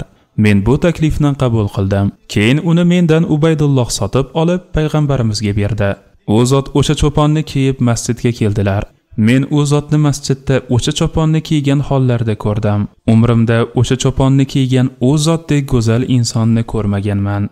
Keyinchalik payg'ambarimiz sollallohu alayhi va sallam o'sha cho'ponni Usoma ibn Zaydga hadya qildilar. Men Usomaga: "Sen hukmdor Ziyazenning cho'ponini kiyadigan odammisan?" dedim. U ham: "Albatta, mening otam uning otasidan, mening onam ham uning onasidan xayrliroq-ku" dedi. Men Makkaga qaytib kelib, bu voqeani va Usomaning gaplarini makkaliklarga aytib bergan edim. Ular buni eshitib hayron qolishdi. Saxovatning sharofati. Xayr va hasanat sohibi bo'lgan Hazrat Hakim Johiliyat davrida qizini tiriklayin ko'mmoqchi bo'lgan otalardan o'sha qizlarni sotib olib, ularni himoyasi ostiga olar, ularning hayotini saqlab qolar edi. Bir kuni u payg'ambarimiz sollallohu alayhi va sallamdan musulmon bo'lishimdan oldin qilgan yaxshi amallarimning ham biror foydasi tegadimi? Men o'sha paytda ham sadaqa berganman, qul ozod qilganman, silai rahim qilganman. Ularga ham ajr savob beriladimi deb so'radi. Faxri koinot sollallohu alayhi va sallam: "Sen ilgari qilgan yaxshiliklaring evaziga islom bilan sharaflangansan" dedilar. Demak, Hazrat Hakim o'zining saxovati, mardligi, sharofati bilan musulmon bo'lib, bu dunyodagi eng ulug' saodatga erishgan. Beruvchi qo'l. Hunayn g'azoti kuni payg'ambarimiz sollallohu alayhi va sallam Hakimning qalbini ochish uchun unga bir hadiya berdilar. Hakim bu hadiyani kam deb bildi. Buni sezgan payg'ambarimiz sollallohu alayhi va sallam unga yana qo'shimcha hadiya berdilar. Shunda Hakim maroqlanib, payg'ambarimiz sollallohu alayhi va sallamdan bu hadiyalarning qaysi biri xayrliroq deb so'radi. Payg'ambarimiz sollallohu alayhi va sallam shunday dedilar: "Bu dunyoning mol dunyosi jozibali, shirin bo'ladi. Kim uni to'q nazar bilan olib, yaxshilikka sarflasa barakotli bo'ladi. Lekin ochko'zlik bilan olib, yomonlikka sarflasa barakotli bo'lmaydi. Bunday kimsa yeb to'ymas bo'lib qoladi. Beruvchi qo'l oluvchi qo'ldan xayrliroqdir." Shunda Hakim: "Ey Allohning rasuli, sizdan hadiya olgan kishi ham shundaymi?" deb so'radi.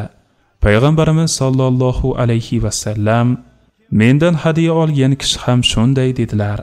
Hakim bu so'zlardan hijolat tortib, savol berganiga pushaymon bo'ldi-da, butun umriga tatiydigan ushbu va'dani berdi. "Ey Allohning rasuli, sizni haq payg'ambar qilib yuborgan Alloh taologa qasam ichamanki, bu dunyodan o'tgunimcha sizdan boshqa hech kimdan hech narsa so'rab, qo'limni uzatmayman." Hakim ibn Hizom va'dasining ustidan chiqdi. Butun umri davomida haqli bo'lsa ham na baytul moldan maosh oldi, na birovdan bir hadiya oldi. Xalifalar unga tayin qilingan maoshni baytul moldan olishi uchun qattiq tursalar ham na xazinadan, na boshqalardan pul oldi. Bir kuni Hazrati Umar bu haqida jamoatga shunday dedi: "Ey musulmonlar, Hakim haqida sizlarga shuni aytib qo'ymoqchimanki, men xiroj va o'lja mollaridan uning hissasiga tushgan qismini taklif qilyapman, lekin u bularni olishdan bosh tortyapti." Payg'ambarimizning duosi bilan kelgan daromad. Bir kuni payg'ambarimiz sollallohu alayhi va sallam Hakimning qo'liga 1 dinor berib bozorga yuborib, o'zlari uchun qurbonlik sotib olishni iltimos qildilar. Hazrat Hakim bozorga borib 1 dinorga jonliq sotib oldi. So'ng biroz yurib, uni 2 dinorga sotdi. Keyin esa bir jonliqni ko'rib yoqtirib qoldi. So'ng uni 1 dinorga sotib oldi. Keyin Hazrat payg'ambarimiz sollallohu alayhi va sallamning huzurlariga qaytib kelib, jonliqni ham, foyda qilib topgan 1 dinorni ham berdi. Shunda payg'ambarimiz sollallohu alayhi va sallam uning tijoratiga baraka tilab duo qildilar. Shundan keyin Hazrat Hakim shunday deb yuradigan bo'ldi: "Haqiqatan ham o'sha duodan keyin tijoratda juda omadli bo'lib qoldim. Olib sotgan biror narsamda zarar qilganimni eslay olmayman." Tejamkor kambag'al bo'lmaydi. Hazrati Hakim ibn Hizom musulmon lashkarlarni ulov va qurol aslaha bilan ta'minlash borasida hammadan ko'p yordamlar qilgan javonmard, saxovatli inson bo'lish bilan birga nihoyatda tavozeli ham edi. Payg'ambarimiz sollallohu alayhi va sallam sahobalarni tejamkorlikka targ'ib qilib, tejamkor odam faqir bo'lmaydi deganlar. Hazrat Hakim ushbu ko'rsatmaga rioya qilib, tejamkor bo'lgani uchun faqirligida ham, boyligida ham butun umr yo'qsillik ko'rmagan. Ihson. Payg'ambarimiz sollallohu alayhi va sallam Hakim ibn Hizomning saxovat peshaligini bilganlari uchun bir kuni yordam so'rab kelgan 2 badaviy arabni uning oldiga yubordilar. 2 badaviy Hazrat Hakimning uyiga borib, unga bor gapni aytishdi. Hazrat Hakim ularga "Ortimdan yuringlar" deb to'g'ri bozorga yo'l oldi. Har doimgidek Hakimning egnida Misrdan keltirilgan 4 dirhamlik yupqa ko'ylak bor edi. 2 xizmatchisi bilan ko'chaga chiqqan Hakim u yerda yotgan mato va teri parchalarini hassasi bilan to'play boshladi. Buni ko'rgan 2 badaviy vaziyatni to'g'ri baholay olmay, o'zaro shunday deyishdi: "Biz o'zimizning choramizni izlaylik. Bu odamda ish yo'q. Yerdan parcha bo'lak to'plagan odamdan nima yaxshilik kutsa bo'ladi? Lekin sherigi, mayli, biroz kutaylikchi, oxiri nima bo'lishini ko'raylik dedi. Nihoyat Hazrat Hakim ularni bozorga olib borib, ikkita yirik, baquvvat, homilador tuya sotib oldi. Keyin ikkisiga ham anchagina bug'doy, yog' va boshqa ozuqalar ortib, ikki badaviyga bittadan berdi. Ular hayron qolib bir-birlariga shunday deyishdi: yerdan latta-putta yig'ib yurgan odamning bunday ihson qilishini endi ko'rishimiz. Menmi yoki Moviyami? Hazrat Hakim bir uyni Hazrati Moviya ibn Abu Sufyonga 60 ming dirhamga sotdi. Bu ancha arzon narx edi. Uyning arzon sotilganini bilgan qo'shnilar, uying rosa qimmat edi, Moviya seni aldabdi deyishdi. Hazrat Hakim ularga ajoyib javob berdi: Men jahiliyat davrida bu uyimni bir chelak sharobga almashganman. Alloh uchun guvoh bo'linglarki, men bu uyning pulini Alloh yo'lida faqirlarga, qullarga hadiya qilaman. Endi aytinglarcha, aldangan menmi yoki Moviyami? Boyligi va saxovati. Hazrat Hakim Yaman va Shom o'lkalarida tijorat qilar edi. Uning Madinada bir qasri bor edi. Hazrat Hakimdan 3000 dinor va 50 ming dirham atrofida meros qoldi. Hazrat Hakim Makka davrida musulmonlarga qarshi qo'llanilgan qamalni bekor qilgan. Muhtoj musulmonlarga tuyalarda bug'doy jo'natib turgan. Jahiliyat davrida 100 ta qulni ozod qilgan. Muhtojlarga 100 ta qurbonlik tuyani hadiya qilgan. Yuqorida aytilganidek, payg'ambarimiz sollallohu alayhi va sallamga hadiya sifatida 50 ming dirhamlik cho'ponni sotib olgan. Hazrat Hakim Madinaning eng ko'p xayrli ishlar qilgan sahobalardan edi. Uning Makka va Madinada vaqflari bor edi. Bir safar haj asnosida Arafotda ko'zi tushgan 100 ta qulni ozod qilgan. Ular uchun hamda boshqa musulmonlar uchun 100 ta tuya, 100 ta sigir va 1000 ta chorva molini ham qurbonlik qilgan. Hazrat Hakim o'zi ozod qilgan 100 ta qulga bo'yinga taqib yuriladigan kumush taqinchoq hadiya qilgan. O'sha taqinchoqlarning ustiga ushbu jumlalar yozib qo'yilgan edi: Hakim ibn Hizomdan Alloh uchun ozod bo'lganlarga. Usmon ibn Maz'un roziyallohu anhu. Dunyoni tark etganda o'zidan hech narsa qoldirmagan sahoba. Hazrati Usmon ibn Maz'un jahiliyat davrida ham pokiza tabiatli, go'zal axloqli, og'ir bosiq yigit edi. Hamma sharob ichib, qimor o'ynab yurgan o'sha davrda ham Usmon sharob ichmas, qimor o'ynamas, aqlni ketkazadigan, mendan quyidagilarni ustimdan kuldiradigan narsani ichmayman der edi. Bir kuni payg'ambarimiz sollallohu alayhi va sallam Makka da Usmonning uyi oldidan o'tar edilar. Usmon ibn Maz'un kelib, payg'ambarimizga qarab tabassum qildi. Payg'ambarimiz sollallohu alayhi va sallam unga biroz o'tirasanmi dedilar. U kelib payg'ambarimizning yonlariga o'tirdi. Ikkovlari biroz suhbatlashdi. Shu payt payg'ambarimizda bir hol yuz berdi. Go'yo ro'paralarida bir kishi turib, u zotga bir narsalarni o'rgatar, payg'ambarimiz sollallohu alayhi va sallam esa tushundim degandek boshlarini qimirlatar edilar. Birozdan so'ng bu holat o'tib ketdi. Hazrati Usmon ibn Maz'un bu holatni ko'rib, bu haqida payg'ambarimizdan so'radi. Payg'ambarimiz sollallohu alayhi va sallam Allohning elchisi Hazrati Jabroil vahiy olib kelganini, ya'ni oyat nozil bo'lganini aytdilar. Jabroil sizga nimalar dedi so'radi qiziqishi ortgan Usmon. Payg'ambarimiz o'zlariga nozil qilingan oyatning buyruq ekanini aytib, uni o'qib berdilar. Alloh adolat qilishni, ihson qilishni, qarindoshlarga yaxshilik qilishni buyuradi. Fahsh, munkar va zulmdan qaytaradi. U zot sizlarga va'z qilur, shoyat eslatma olsangiz. Nahl surasi 90-oyat. Bu hodisa Hazrati Usmon ibn Maz'unning qalbida iymon nurini porlashiga sabab bo'ldi. U shu ondayoq musulmon bo'ldi. Hazrati Usmon ibn Maz'unning islomning ilk kunlaridayoq musulmon bo'lishi payg'ambarimizni nihoyatda mamnun qildi. Usmonning musulmon bo'lishi bilan yer yuzidagi ahli iymonlar soni 13 taga chiqdi. Keyin u borib oilasiga ham islomni tushuntirdi. Ular ham musulmon bo'ldilar. Habashistonga hijrat. Hazrati Usmon ibn Maz'un ham boshqa musulmonlar kabi mushriklarning jabru jafolariga duchor bo'ldi. Ammo tazyiqlar harchand og'ir bo'lmasin, Usmon iymonidan aslo voz kechmadi. iymon e'tiqodiga amal qilib, biroz bo'lsa-da bemalol yashay olish uchun hamma narsasini Makka da qoldirib, risolatning 5-yili ilk muhojirlar bilan birga Habasistonga yo'l oldi. Habasistonda iymon e'tiqodiga ko'ra bemalol yashash imkoniga ega bo'lgan ilk muhojirlar har on Makkadan xabar kutar edilar, chunki payg'ambarimizdan yiroqda qattiq iztirob chekar edilar. Shunday kunlarning birida kelgan xabar ularning yuraklariga suv sepgandek bo'ldi. Makka mushriklarining qalbi yumshab, islomga kira boshlabdi. Ular zulm va azoblarni to'xtatishibdi. Hamma uyiga qaytishi mumkin ekan. Muhojirlar bu xabarni eshitib Makkaga qayta boshlashdi. Ammo Makkaga yaqinlashib qolay deganlarida bu xabarning yolg'on ekanini bilishdi. Afsuski, endi yana Habasistonga qaytishning imkoni yo'q edi. O'sha zamonning odatiga ko'ra, jamiyatda o'ziga yarasha obro'si bor odam biror kishini o'z himoyasiga olsa, bu kishiga hech kim tega olmas edi. Shuning uchun muhojirlar o'zaro maslahat qilib, har kim biror kishining himoyasi ostida Makkada qolishga qaror qildilar. Ammo kimdir Makkaga kirish uchun himoya topdi. Kimdir esa topa olmay Makkaga yashirincha kirdi. Hazrati Usmon ibn Maz'un ham Valid ibn Mughiraning himoyasi ostida Makkaga kirib keldi. Ammo iymonli odamning kofir va mushrik kimsaning himoyasida bo'lishi mo'min qalblarni behuzur qilardi.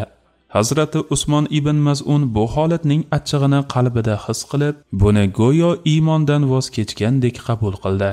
Bir kuni o'ziga o'zi: Allohga qasamki, do'stlarim Alloh yo'lida aziyat va mashaqqat alamlarini chekib yotsa, mening esa bir mushrikning himoyasida rohat farog'atda yashashim katta nuqsondir deb o'zini o'zi hisob-kitobga tutdi. So'ng o'rnidan turib, Valid ibn Mughiraning oldiga keldi-da: "Abdushams, men sening himoyangdan chiqaman" dedi. "Nega unday deyapsan?" dedi Valid hayron bo'lib. "Men endi Allohning himoyasida bo'laman. U zotdan boshqasining himoyasida bo'lishni xohlamayman" dedi. "Unday bo'lsa Ka'baning oldiga borib, buni oshkor aytasan" dedi Valid. Ikkovlari birgalikda Ka'baning oldiga kelishdi. Hazrati Usmon ibn Maz'un: "Men Allohdan boshqasining himoyasida bo'lishni istamayman. Shuning uchun Validning himoyasidan chiqaman" deb Validning himoyasidan chiqqanini barchaga e'lon qildi. Alloh yo'lidagi qurbon. Bir kuni Usmon Qurayshliklar to'planib turgan joyga borgan edi. U yerda Labid degan shoir she'r o'qib, she'rida "Shubhasiz Allohdan boshqa hamma narsa botildir" dedi. Buni eshitgan Usmon ibn Maz'un: "To'g'ri aytding" dedi. Labid har bir ne'mat mutlaqo yo'q bo'ladi degan masalani o'qiganida esa Usmon ibn Maz'un: "Bekor aytibsan, jannat ne'matlari yo'q bo'lmaydi" dedi. Shunda shoir Labid Qurayshliklarga qarab: "Sizlarning majlisingizda bunday kishilar bo'lmas edi. Sizlarga nima bo'ldi?" dedi. Shunda Abdulloh ibn Umays degan bir mushrik Hazrati Usmonning ko'ziga qattiq musht tushirdi. Ularning ro'parasida o'tirgan Valid ibn Mughira jiyaniga qarab: "Mana jiyan, ko'rdingmi? Himoyamni rad qilmaganingda bunday bo'lmas edi. Senga bergan himoyamdan voz kechganing uchun bir ko'zing ko'r bo'ldi. Shu narsa kerakmidi senga?" dedi. Hazrati Usmon shunday dedi: "Allohga qasamki, Alloh yo'lida mana bu sog'lom ko'zimdan ayrilsam ham roziman. Men sendan ham kuchli zotning, Allohning himoyasidaman.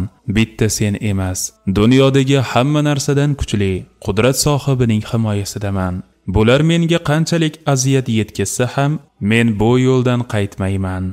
Usmon shunday deb, ko'zidan ayrilib turgan ahvolida ham shunday baytlar o'qidi: "Agar mening ko'zim Alloh rizosi yo'lida hidoyatdan mahrum bo'lgan bir inkorchining qo'li bilan ko'r bo'lgan bo'lsa, shubha qilinmasinki, buyuk rahmat egasi bo'lgan Alloh uning evaziga menga ulug' savobni hozirlagan. Ey qabiladoshlar, Alloh taolo buyuk marhamat sohibidir. U zot kimdan rozi bo'lsa, eng baxtiyor inson o'shadir. Sizlar meni sotilgan, yo'ldan toygan, aqlsiz desanglar ham, men haq payg'ambar Muhammad alayhissalomning dinidaman. U zotni ham, u zot keltirgan dinni ham aslo tark etmayman. Mening maqsadim Allohning roziligini qozonishdir. Bizga zulm va adolatsizlik qilganlarning ko'ngliga yoqmasa-da, bizning dinimiz haqdir, haqiqat dinidir." Hazrati Sa'd ibn Abu Waqqos ham o'sha majlisda o'tirgan edi. U birodariga qilingan bu zulmga chidab tura olmay, uning bir ko'zini ko'r qilgan Abdulloh ibn Umaysning basharasiga dahshatli musht tushirdi.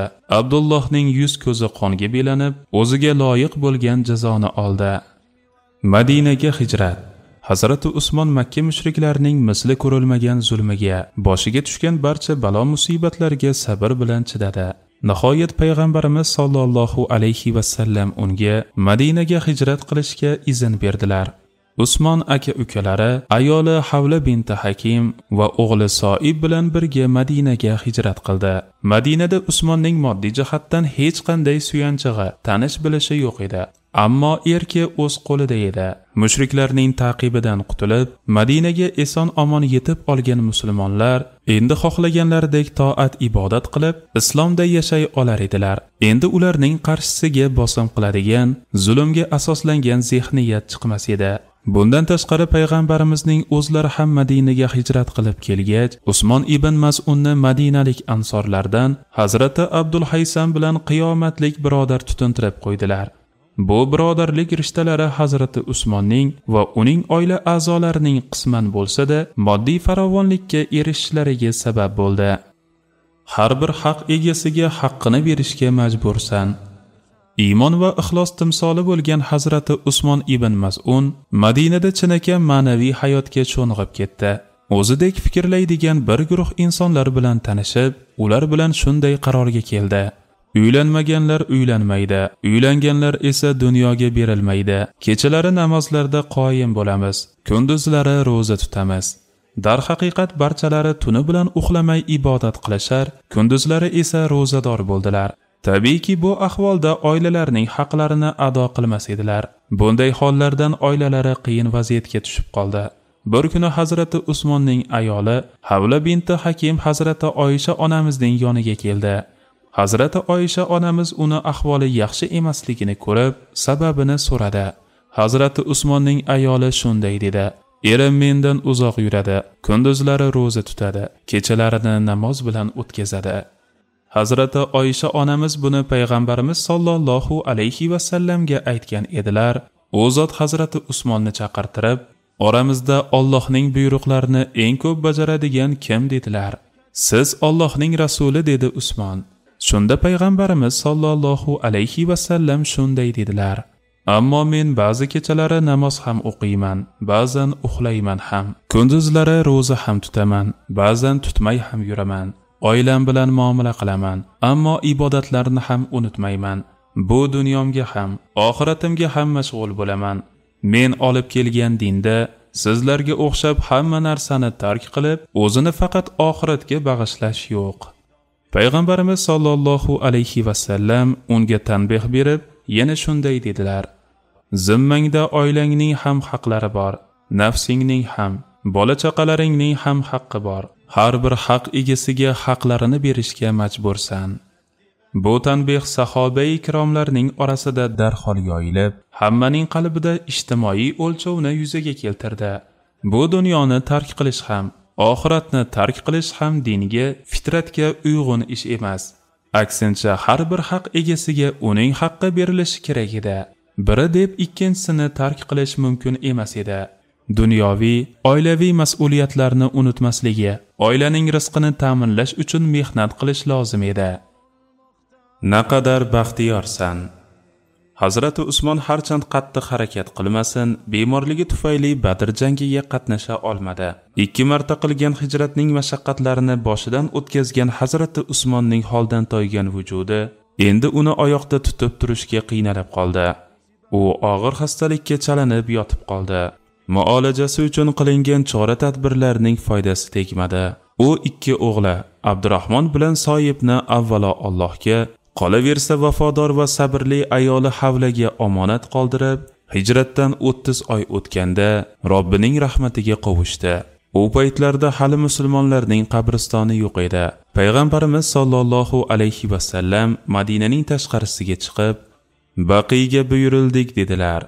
Baqi qabristoniga ilk muhojir sahobalardan Usmon ibn Mas'un dafn qilindi.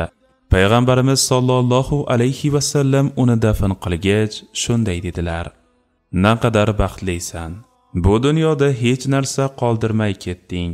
Usmon ibn Maz'un bizning eng go'zal birodarimiz, eng yaxshi salafimizdir. U munosib joyga bordi. Payg'ambarimiz sollallohu alayhi va sallam Usmonning janozasida uni birodarimiz deya xitob qilganlarini eshitgan bir sahobiya Hazrati Usmon uchun ko'z yoshlar to'kib, Usmon o'ziga jannatni kafolatladi degan ma'noda shunday dedi. Usmon bir qushdek jannatga uchib ketdi. Payg'ambarimiz sollallohu alayhi va sallam ayolning bu gaplaridan xushlanmadilar. Darhol bu xatoni tuzatib shunday dedilar: Usmonning jannatga uchib ketganini sen qayerdan bilasan? Men Allohning rasuliman. Usmonning qayerga ketgani menga bildirilmasa, men ham buni bilmayman. Usmon butun umr harom ish qilmadi, shu holatda vafot etdi. Men ham uning yaxshi joyga borishini umid qilaman, ammo bunga kafolat bera olmayman. Shu narsa aniqki, u qayerga munosib bo'lsa, o'sha joyga borgan. Bu tanbehni eshitgan o'sha sahobiya ayol keyinchalik shunday degani naql qilinadi: O'sha tanbehdan keyin biror inson haqida bunday gap gapirmadim, lekin doim yaxshi gumon qiladigan bo'ldim. Hazrati Usmonning ayoli Havla uning qabri boshiga kelib, Abu Soyib, jannat sizga ofiyat bo'lsin dedi. Buni eshitgan payg'ambarimiz sollallohu alayhi va sallam unga Alloh va uning rasulini sevar edi desang kifoya qilar edi dedilar. Payg'ambarimiz sollallohu alayhi va sallam Hazrati Usmon dafn qilinganidan keyin uning qabri boshiga kichkina bir toshni qo'yib shunday dedilar: Birodarimning qabriga bir ishora qo'yaylik-da, oilamdan kim vafot etsa, uning yoniga dafn qilaylik. Shu tarzda vafot etgan yaqinlarni ziyorat qilish qulay bo'ladi. Ularga yana ham ko'proq rahmat so'rab duo qilingan bo'ladi. Shundan keyin bir sahoba vafot etsa, uni qayerga dafn qilaylik deb so'rashsa, payg'ambarimiz sollallohu alayhi va sallam salafimiz Usmon ibn Maz'unning yoniga der edilar. Qizlari Ruqoya vafot etganida ham xayrli salafimiz Usmonga yaqinroq bo'lsin deganlar. Shu tarzda doim Hazrati Usmonni yodga olardilar. Boyligi va saxovati. Hazrati Usmon ibn Maz'un keyinchalik Qurayshning eng boy kishilaridan biriga aylandi. Bog'-rog'lar sohibi bo'ldi. Hijratdan keyin payg'ambarimiz sollallohu alayhi va sallam unga va oilasiga bir uy qurib, joylashishlari uchun yer berdilar.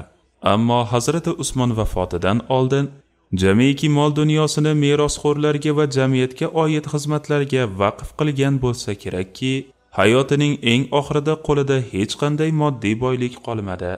Shuning uchun payg'ambarimiz sollallohu alayhi va sallam uning janozasida mahzun bo'lib shunday deganlar: Naqadar baxtlisan. Dunyoda sendan hech narsa qolmadi. Usmon ibn Maz'un bizning eng go'zal birodarimiz, eng yaxshi salafimizdir. Said ibn Oz roziyallohu anhu qarz olib infoq qilgan sahoba. Hazrati Said ibn Oz payg'ambarimiz sollallohu alayhi va sallam hijrat qilgan yilda yoki hijriy 3-yilda tug'ilgan. Mushrik otasi Badr g'azotida o'ldirilgach, Hazrati Usmonning himoyasida ulg'aygan. Said ibn Ozning onasi payg'ambarimiz sollallohu alayhi va sallamga qarindosh bo'lgan. Said ibn Oz 8 yoki 9 yoshlarida payg'ambarimiz sollallohu alayhi va sallam bilan ko'rishgan.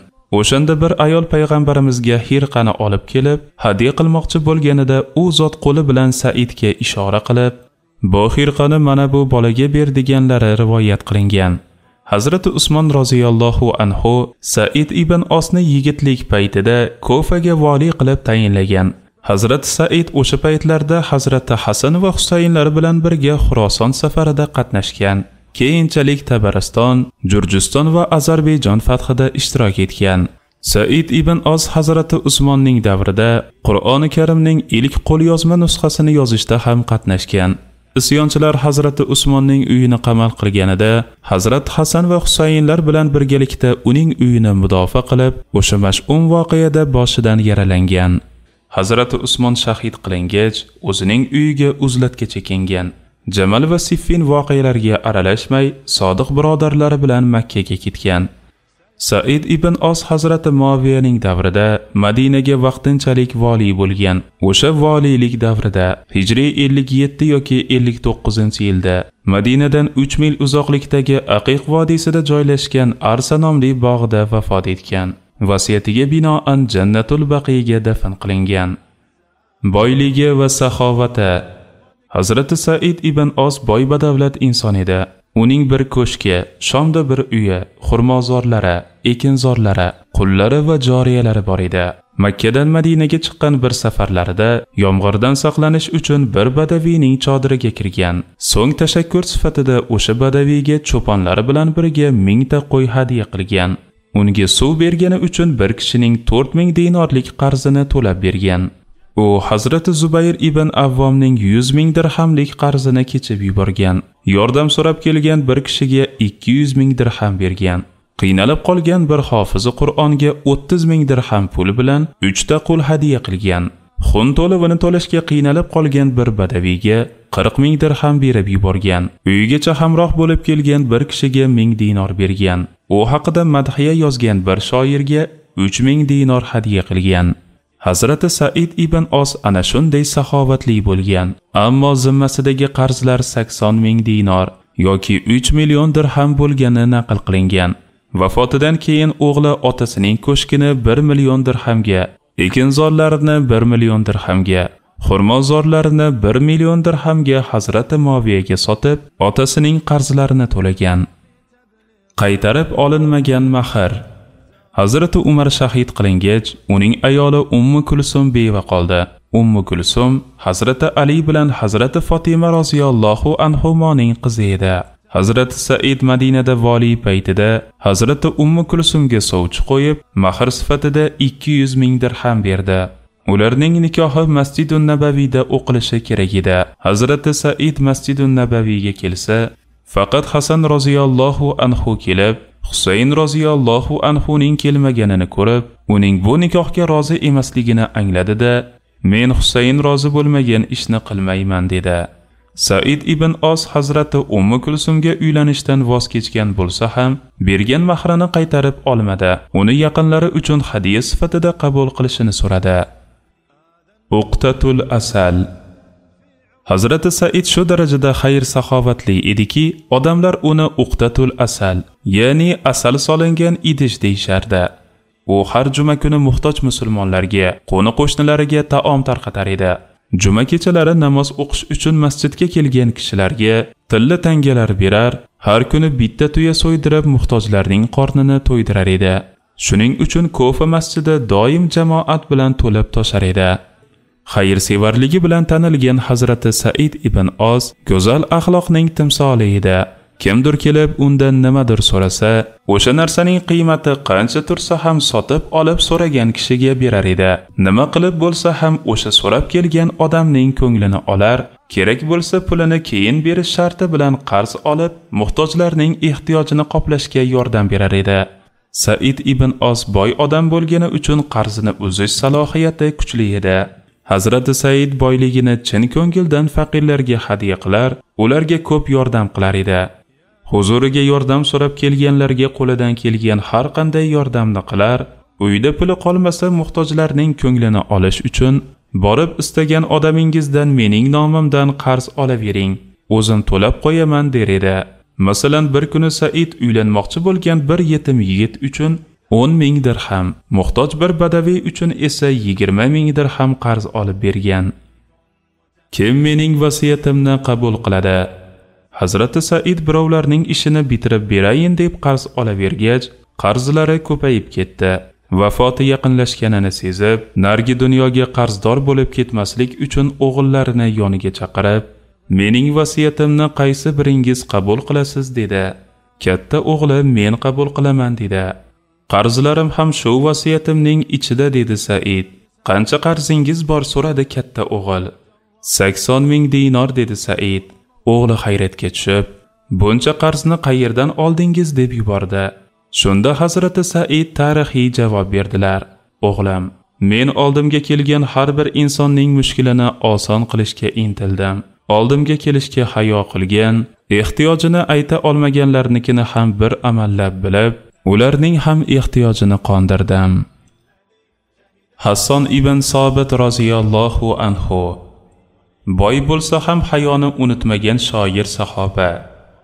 Hazrat Hasson ibn Sobit roziyallohu anhu Madinaning asl qabilalaridan biri Hazraj qabilasidan edi. Bu kishi payg'ambarimiz sollallohu alayhi va sallamdan 7 yoki 8 yosh katta bo'lganlar. 60 yoshlarida hijrat asosida musulmon bo'lganlar. Hazrat Hasson islomdan avval mashhur shoir bo'lganlar, she'rlari bilan tanilganlar. Ma'lumki payg'ambarimiz sollallohu alayhi va sallamning davrlarida arablar orasida she'riyat juda keng yoyilgan bo'lib, she'rlar nafaqat tashviqot, hamd va sano, balki hajv va tahqir vositasi sifatida ham qo'llanilar edi.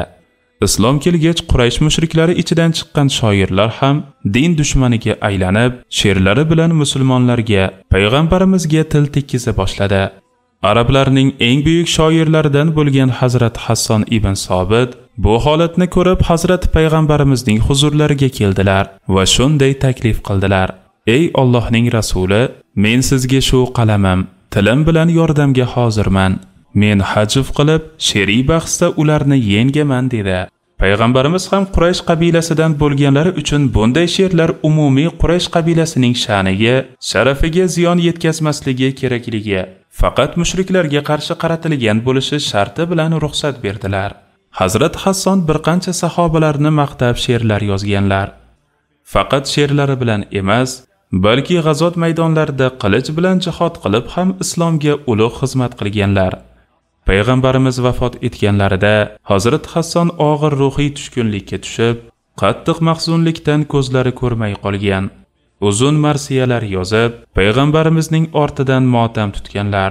O'sha she'rlaridan biri: Rasulullohning pokiza manglayi zulmatlar ichra ko'ringan zamon, atrofga nur sochgan, zulmatlarni oydinlatgan bir chiroq kabi ko'rinur deyilgan.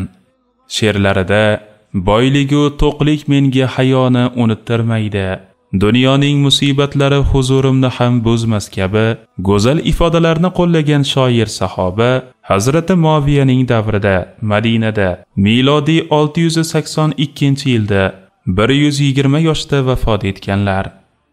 Islomni mudofaa qilgan she'rlar.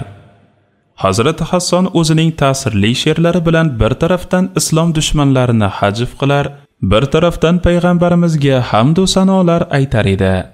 O'tkir va fasohatli tili bilan islomni turli tuhmat va masxaralardan eng go'zal shaklda mudofaa qilgan Hazrat Hasson payg'ambarning shoiri degan unvonga loyiq ko'rilgan. Payg'ambarimiz sollallohu alayhi va sallam Masjidun Nabaviyda uning uchun alohida bir kursi yasatgan bo'lib, u o'sha kursiga o'tirgan holda islomiy she'rlar o'qib, mu'minlarning ko'ngil dunyosini boyitar edi. Payg'ambarimiz ham ora-sira uning she'rlarini tinglab, tabassum qilar edilar. Hazrati Oysha onamiz bu xususida bizga shunday ma'lumotlarni berganlar. Payg'ambarimiz sollallohu alayhi va sallam shoir Hasson ibn Sobit uchun masjidda xos bir kursi o'rnatganlar. Hasson o'sha kursida o'tirib, payg'ambarimizni himoya qiladigan she'rlar o'qir edi. Payg'ambarimiz sollallohu alayhi va sallam u haqida: "Modomiki Hasson Allohning rasuli sollallohu alayhi va sallamni himoya qilar ekan, uni Ruhul Qudus ham qo'llab turadi" deganlar. Imom Buxoriy rivoyati. Hazrat Hasson musulmon bo'lgach, jamiyatdagi ijtimoiy voqea hodisalarga chuqur farosat bilan qarab, ko'plab masala va mavzularni iffat va tarbiya nuqtai nazaridan qalamga olgani uchun o'zining she'rlariga johiliyatdagi kabi yolg'onlarni, mubolag'ani qo'sha olmas edi. Shuning uchun endi uning she'rlarida avvalgidek haddan oshish, aldash kabi jihatlar yo'q edi. Bu holatni uning o'zi shunday ifodalagan: "Ha, she'rlarim avvalgidek kuchli emas. Buni tan olaman, chunki islom yolg'onga ijozat bermaydi. She'r esa yolg'on, hayolat va mubolag'a bilan go'zallashadi. Alloh taolo she'rlari bilan zehnni bulg'aydigan, ma'naviyatdan uzoq bo'lgan shoirlar tushadigan yolg'on va xato vaziyatlarni oshkora tanqid qilar ekan, haqiqiy mo'min musulmon shoirlarni istisno qiladi. Shoirlarga gumrohlar ergashur, ularning har vodiylarda daydishini, o'zlari qilmaydigan ishlarni aytishini ko'rmadingmi? Bundan faqat iymon keltirib, solih amal qilganlar, Allohni ko'p zikr etganlar, mazlum bo'lganlaridan keyin nusrat qozonganlar mustasnodir. Zulm qilganlar esa qayerga ag'darilishlarini yaqinda bilib olurlar. Shuara surasi 224-227 oyatlar. Hasson ibn Sobit, Abdulloh ibn Ravoha, Ka'b ibn Malik kabi e'tiqodli shoirlar ana shunday chinakam shoirlar bo'lishgan. Shuning uchun payg'ambarimiz sollallohu alayhi va sallam kofirlarning yuzi qora ekanini ochib tashla Hasson deganlar. Hazrat Hasson payg'ambarimizning hayotlik davrlarida ham, u zotdan keyingi davrlarda ham u zot haqida yozgan madhiyalari eng mukammal, eng go'zal manzumalar hisoblanadi. Payg'ambarimizning hayotlik davrlarida Hazrat Hassonning islom dushmanlariga qarshi yozgan she'rlari shunday ta'sirli ediki, ularning zahri o'qning zahridan ham og'ir botar edi. Payg'ambarimiz sollallohu alayhi va sallam Hassonning baytlari dushmanga o'q zarbasidan ham qattiq ta'sir qiladi deb, uni hajvli she'rlar yozishga tashviq qilar edilar. Bani Qurayza kuni payg'ambarimiz sollallohu alayhi va sallam Hassonga: Hasson, mushriklarni hajv qil, Jabroil sen bilan birga deganlar. Boshqa safar esa Nabiy sollallohu alayhi va sallam uni Allohning rasuli nomidan sen javob ber. Yo Robbim, uni Ruhul Qudus bilan quvvatlagin deb duo qilganlar. Yana bir safar payg'ambarimiz sollallohu alayhi va sallam uning islom dushmanlariga qarshi she'rlari bilan jang qilishini talab qilib, kofir va mushriklarning qora yuzlarini ochib tashla. Hasson, Jabroil sen bilan birga, sahobalarim qurol bilan jang qilganidek, sen ham tiling bilan jang qil deganlar. Boyligi va saxovati.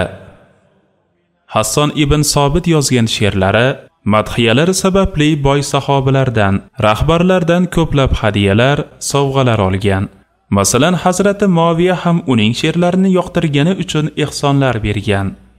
Amr ibn Horisga yozgan madhiyasi uchun 1000 dinor mukofot berilgan. Payg'ambarimiz ham unga bir joriya hadiya qilganlar. Xurmozorlar egasi bo'lgan qarindoshi unga bir xurmozor bergan bo'lib, uni 100 ming dirhamga Hazrati Muaviyaga sotgan edi. Amr ibn Xurays Qurayshi roziyallohu anhu tijoratda payg'ambar alayhissalomning barakotlarini ko'rgan sahoba. Tarixchilar Amr ibn Xurays roziyallohu anhu hijratdan taxminan 2 yil oldin yoki Badr kunida tug'ilgan deyshadi. U kishining otasi ham, akasi ham sahoba bo'lishgan. Hazrati Amrning nasabi Qurayshning bir urug'i bo'lgan Bani Maxzumga nisbat qilinib, Al-Maxzumi ham deyiladi. Amr ibn Xuraysni yoshligida payg'ambarimiz sollallohu alayhi va sallamning huzuriga olib kelishgan. Payg'ambarimiz uning boshini silab, tijorati barakotli bo'lsin deb duo qilganlar. Keyinchalik Hazrati Amr Kufaga kelib joylashib, bu duoning barakoti bilan Kufaning eng boy badavlat kishilaridan biriga aylangan. Amr ibn Xurays roziyallohu anhu tirikchilik uchun ipak va kiyim-kechak tijorati bilan shug'ullangan bo'lsa, oxirat uchun hadis ilmi bilan shug'ullangan. Diniy suhbatlarni keng yoyish uchun Kufada kattakon ilmiy markaz qurgan. Umaviylarning Iroqdagi valisi Ziyod ibn Abu Sufyon qishni o'tkazish uchun Basraga ketsa, o'rniga Hazrati Amrni vakil qilib qoldirar edi. Boyligi va saxovati. Hazrati Amr ulg'ayganida payg'ambarimiz u kishiga Madinada bir uy berdilar. Amr tijorat sohasida chinakam omadli edi. Masalan, u Naxovand o'ljasidagi bir javohirni 2 million dirhamga sotib olib, Rim diyoriga olib borib 4 million dirhamga sotgan. Hazrati Alining davrida 4000 dirhamga sotib olgan bezakli ipak kiyimning ustidagi tillalarni ajratib olib, ularni 20 ming dirhamga sotgan. Urva ibn Jad Baroqi roziyallohu anhu payg'ambarimiz sollallohu alayhi va sallamning duosi ila barakotli hayot kechirgan sahoba. Bir kuni payg'ambarimiz sollallohu alayhi va sallam Hazrati Urva ibn Jadga bitta qo'y sotib olish uchun 1 dinor berdilar. U bozorga borib 1 dinorga 2 ta qo'y sotib oldi. Keyin qo'yning birini 1 dinorga sotdi. So'ng bitta qo'y bilan 1 dinorni olib, payg'ambarimiz sollallohu alayhi va sallamning huzurlariga keldi. Payg'ambarimiz bu holatdan mamnun bo'lib, uning haqqiga Alloh taolo o'zingga ham, tijoratingga ham barakot bersin deb duo qildilar. Payg'ambarimizning ana shunday xos duolarini olgan Hazrati Urva o'sha duo sababli butun umr biror marta moddiy qiyinchilikka uchramadi. Imom Buxoriy ta'biri bilan aytsak, qaysi sohada tijorat qilsa ham mutlaqo foydaga kiraverdi. Odamlar Urva qo'liga tuproq olsa ham shundan ham foyda qilar edi deyishgan. Boyligi va saxovati. Kofaning boylaridan bo'lgan Hazrati Urva tijoratdagi daromadi haqida shunday degan: Ba'zan Kofa bozoriga kirardim, bir kunda 40 ming foyda topib, uyga ketardim. Hazrati Urvaning 70 ta oti bo'lib, bittasi 20 ming dirham turardi. U Kofa yaqinidagi Kunasa degan kasabaga borib savdo qilar, har kuni 40 ming dirham foyda qilmay uyga qaytmas edi. Tijoratdan umrida biror marta zarar ko'rmagan Hazrati Urva xayrsevarlikda ham o'rnak bo'ladigan inson edi. Ash'as ibn Qays roziyallohu anhu bir ko'zi fido bo'lgan saxiy sahoba.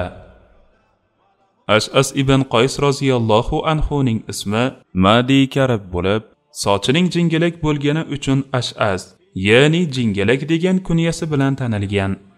Bu sahoba islomiyatdan oldin ham sharobni, qimorni, zinoni o'ziga harom qilgan kishilardan biri edi. Ash'as ibn Qays roziyallohu anhu hijriy 10-yilda o'zi mansub bo'lgan Kinda qabilasining hay'atiga boshliq bo'lib Madinaga borgan va payg'ambarimiz sollallohu alayhi va sallam bilan ko'rishib musulmon bo'lgan. Bu paytda uning singlisi Qutayla payg'ambarimiz sollallohu alayhi va sallamga fotiha qilingan edi. Ammo Qutayla Madinaga kelganida payg'ambarimizning vafot etganlari haqidagi xabarni eshitib, ortiga qaytib ketdi. Ash'as Hazrati Abu Bakrning singlisi Ummu Farva bilan nikohlangan, lekin uni o'z yurtiga olib ketish uchun xalifa Abu Bakrdan izn ololmagani uchun to'y keyinga qoldirilgan. Ash'as o'zining qabilasi bilan yurtning valisiga isyon qildi degan sabab bilan Madinaga chaqiriladi. Shundan keyin Ummu Farva bilan oila qurib, undan bir necha farzand ko'radi. Ash'as bir muddat Madinada yashadi. Keyinroq Hijriy 15-yilda qabiladoshlarining bir guruhi bilan Hazrati Sa'd ibn Abu Waqqosning qo'l ostida Eron fathida ishtirok etadi. Oradan 2 yil o'tgach, Hazrati Xolid ibn Validning qo'mondonligida Suriya fathida qatnashadi. Ash'as roziyallohu anhu Yarmuk g'azotida bir ko'zidan ayrilgani uchun tarixchilar u zotni bir ko'zi fido bo'lgan sahobiy deb ataydilar. Kofa shahri qurilgach, Ash'as roziyallohu anhu qabiladoshlari bilan bu yerga kelib o'rnashgan.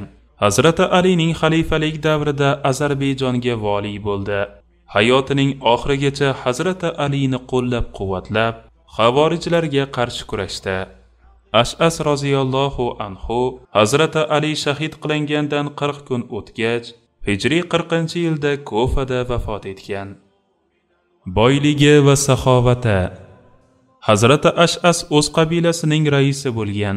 Uning otasi jahiliyat davrida dushmanlari tarafidan o'ldirilgan edi. Ash'as otasining qassosini olishga harakat qilib yurib, asirga tushib qoladi. So'ng 3000 ta tuya berib, asirlikdan qutulib ketadi. Hazrati Ash'as musulmon bo'lgach, Hazrati Abu Bakrning singlisi Ummu Farvaga uylanganida tuya, sigir va qoramoldan iborat 1000 bosh jonliq so'yib, katta ziyofat bergan. Hayotining oxirlarida Madinadan Kofaga ko'chib, shu yerda joylashadi. U yerda bir uy quradi. Bir kuni bir qasamini buzgani uchun masjidga namozga kelgan jamoatning har biriga 500 dirhamdan pul, bir sidra kiyim va bir juftdan oyoq kiyim tarqatib, jami 15 ming bilan 30 ming dirham o'rtasida kafforat beradi.